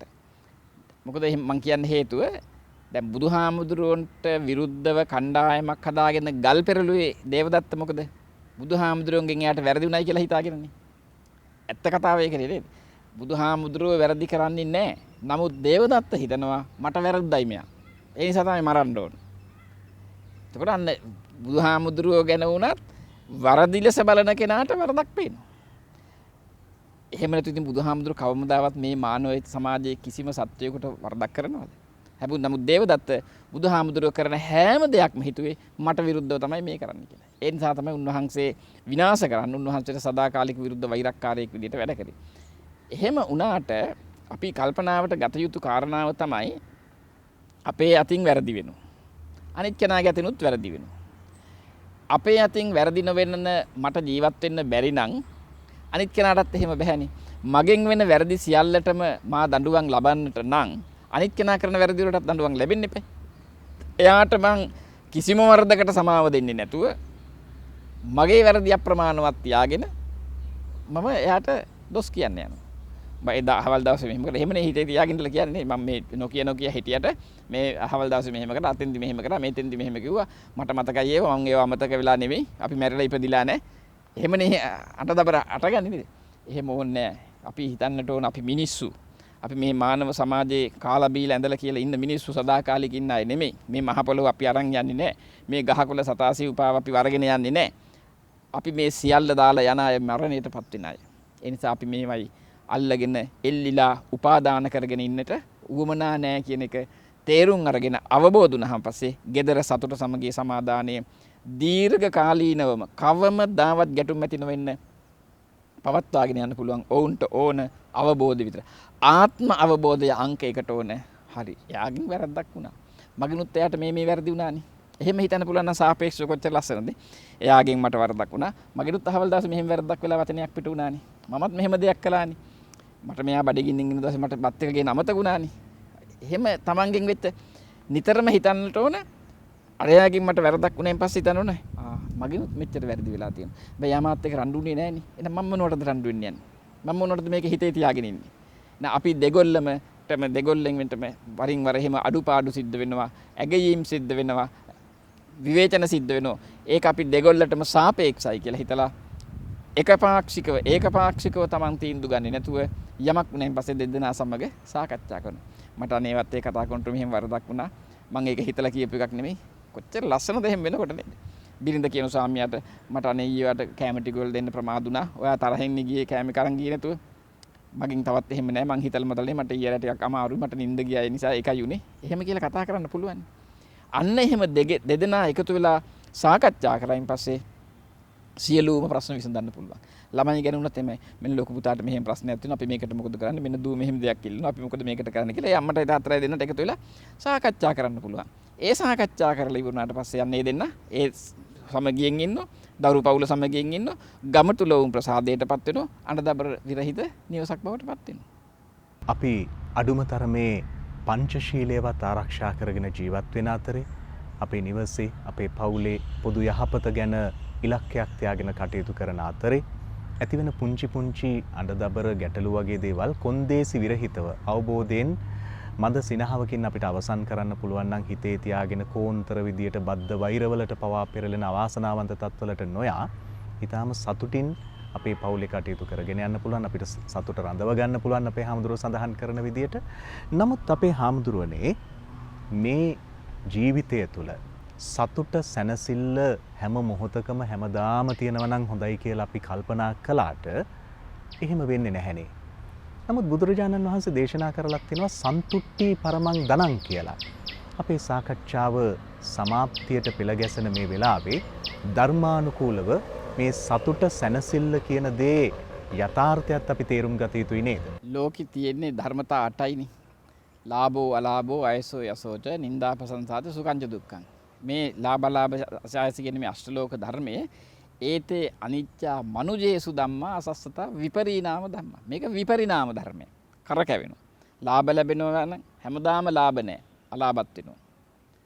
යසස හැමදාම යසස නැහැ අයසත් වෙනවා. මේ විදිහට මේ ලෝක ධර්ම 8 චක්‍රයක්සේ කැරකෙනවා ජීවිතේ හැමදාම හැම විදියට හැම කෙනාටම හැමදාම ලාභවත් හැමදාම අලාභවත් හැමදාම ප්‍රශංසාවත් හැමදාම අප්‍රශංසාවත් නැහැ. මේක තමයි යථාර්ථය. ඒ නිසා මෙන්න මේ ලෝක ධර්මතා 8 පිළිබඳව කල්පනා කරාට පස්සේ අපිට තේරෙනවා සතුටේ කියන එකත් తాවකාලිකයි. අපි එකයි කිව්වේ සාපේක්ෂයි කියලා. ඒක තාවකාලිකයි නැති වෙලා යනවා. අසතුට තිබුණොත් අසතුටම හැමදාම නැහැ. ඒකත් නැති වෙලා යනවා. ඒතකොට මේ සතුට අසතුට එහෙම නැත්නම් ලාභ අලාභ ආදී මේ දේවල් තුලින් ලබන වින්දනයනේ. ඒ වින්දනයන් සදාකාලික වෙන්නේ නැහැ. සදාකාලිකව වින්දනයේ තියෙන එකම තැන තමයි නිවන. සන්තුට්ඨි පරමං ධනං. කිව්වේ ඒක. සතුට කොහෙද තියෙන්නේ? පරම ධනය සතුට තියෙන්නේ නිවනේ. නිවන කියලා කියන්නේ එතන මේ කියන කිසිවක් නැහැ. අල්ලා ගැනීම, අතහැරීම ආදී මොනවාක්වත් නැහැ. සේරම අතහැරලාම ගියායින් පස්සේ මේ සියල්ලංගෙම වෙන් වුණාට පස්සේ එතන තමයි සැනසීම තියෙන්නේ. ඉතින් එතෙන්ට යන්න තමයි බුදුහාරු මේ සේරම දේශනා කරලා තියෙන්නේ. අපි කරන මේ කියන සෑම කටයුත්තම දන් දීම, සිල් රැකීම, භාවනා කිරීම ආදී වූ මේ සියලුම දේවල් වල පරම නිෂ්ඨාව තියෙන්නේ නිවන තුල. නිවන ඉලක්ක කරගෙනයි අපි මේ සියල්ලෝම කළ යුතු වෙනස. ධර්ම සාකච්ඡා කිරීම, ධර්ම දේශනා කිරීම, මේ විදිහේ සාකච්ඡා පැවැත්වීම මේ සේරගේම අපේ අවසාන ඉලක්කයට යන්න ඕන නිවන. එතන තමයි ප්‍රධානතම හා එකම සැනසීම, එකම සතුට තියෙන එතන. අනිත් අපි මෙතෙක් සඳහන් කරපු සියලුම සතුටු తాවකාලිකයි. ඒවා ක්ෂණිකවෙන් ඉවර වෙනවා. අද සතුටින් ඉන්න කෙනා හෙට අඬනවා. හෙට අඬන කෙනා ඊළඟ දවසේ සතුටටපත් වෙනවා. මේ විදිහට දිගින් දිගට පවත්නා එකම විදියට එකම සරල රේඛාවක් දිගේ ගමන් කරනවා වගේ යන සතුටක් ලෝකේ නැහැ. ඒ විදියටම ගමන් කරන දුකකුත් ලෝකේ නැහැ. මේ දෙක වෙනස් වෙවි යන්නේ චක්‍රයක් කියලා කිව්වේ ඒකයි. අදට වැඩි හෙට වෙනස්, හෙටට වැඩි ඊළඟ දවස් වෙනස්, එහෙනම් මේ මාසෙට වැඩි ලබන මාස වෙනස්. ඒ විදියට. ඉතින් අන්නේ පරම ධනය වූ නිවන සතුට ලබා ගන්න නිවනයි ස්පර්ශ කළ යුතු වන්නේ. අපි මේ කරන සියලුම කටයුතු වලින් අපි එය ලබා ගැනීමේ මාර්ගයට ප්‍රවේශ වෙලා එය ලබා ගැනීමට උත්සාහ කරන්නට කියන එක තමයි ධර්මානුකූලව අපිට දෙන්න තියෙන නිගමනය. බුදුහාමුදුරුව වදාළ කාලේන ධම්ම සාකච්ඡා කියන මංගල කාරණය අපි අද දවසේ සිද්ධ කරන්නට යෙදුනේ. ඉතින් මේ සඳහා දායකත්වයේ සැපයූ ඒ දායක කාරකාදී සියලු දෙනාට දායිකාවන් පිරිසට මේ අපේ ගායන් මහත්මයාගේ මිතුරියන් පිරිසට මේ ධර්ම සාකච්ඡාව තුළින් අප්‍රමාණ වූ ධර්ම දානමය පින්කමක් සිද්ධ වෙනවා. මේ බලලා මේ තමන්ගේ ජීවිතය බවට පත් කරගෙන තමන්ගේ ජීවන ගමන සාර්ථක කරගන්නට යම් කෙනෙකුට හැකියාවක් ලැබුණොත් ඒ සියලුම ආනිසංසයන් මේ ඇත්තන්ට අනුමෝදන් වෙනවා. ඒ නිසා මේ මහඟු කාර්යයට දායකත්වයේ සැපුවේ සියලුම මිතුරු මිත්‍රයන්ට ත්‍රිවිධ රත්නයේ ආශිර්වාදයේ දෙවියන්ගේ රැකවරණය ලැබේවා. සියලු අපලුපද්‍රවයන් දූරී බුත වේවා. නිරෝගී භාවයේ චිරජීවනයේ පිණිස හේතු වාසනා වෙත්වා. අපි හැම කෙනෙකුටම උතුම් වූ නිවන් පිණිසම හේතු වෙත්වා කියලා අපි කවුරුත් සාදු කියලා ප්‍රාර්ථනා කරමු. අද ඇසලපුර පසළොස්වක පොහෝ දිනේ මහරගම සිරි වජිරඥාන ධර්මායතනය එදා පරම පූජනීය අග්ගමහා පණ්ඩිත මඩිහේ පඤ්ඤාසීහ මාහිමියන් වැඩ සිටි උදබිම ගංගොඩවිල සෝමහාමුදුරුව වැඩ සිටි භූමිය මේ මහා පින්බර භූමියේ ඉඳලා ධර්මයෙන් අපේ සිත නිවා ගන්න සතුට සැනසුම කුමක්ද යන්න පිළිබඳව ධර්මානුකූලව හඳුනා ගන්න මේ ධර්ම සාකච්ඡාව සංවිධානය කිරීමට දායකත්වය ලබා දුන්නේ සම්මා සම්බුදු දහම වෙත ඊටාම ගෞරවනීය හැඟුම් සහිත මිතුරයන් පිරිසක්. ඔවුන්ගේ සත්පුරුෂ දායකත්වයේ එකමුතුව නිසායි අද මේ පෝය දවසේ මෙවැනි මහඟු පින්කමක් සිදු කරන්නට ධම්මස්සවන කාලෝ YouTube නාලිකාවට ශක්තිය ලැබුණේ. ඒ සියලු දෙනාටම අපි පුණ්‍යානුමෝදනා කරනවා. අද ඇසලපුර පසළොස්වක පෝය දවසේ මේ උතුම් ධර්ම සාකච්ඡාව වෙනුවෙන් වැඩමවා වදාළ අපේ රටේ ඊ타මත්ම ගෞරවනීය වියත් යතිවරයන්න් වහන්සේ නමක ලෙස සැලකෙන ජාතික අධ්‍යාපන ආයතනයේ නියෝජ්‍ය අධ්‍යක්ෂ ආචාර්ය පූජ්‍යපාද කුමල්ගොඩ ධම්මාලෝක මාහිමියන් වහන්සේට নমස්කාර පූර්වක ස්තුතිය පළ කරනවා. අපේ හාමුදුරන් ඉටු කරන ධර්ම ශාස්ත්‍රීය සේවාවන් වඩාත් විශිෂ්ට ලෙස ඉටු කරන්නට සියලු ආශිර්වාදයන් ලැබේවා. අපි මෙවැනි ධර්ම සාකච්ඡාවකින් නැවත හමු යමු. ඔබට තෙරුවන් සරණයි.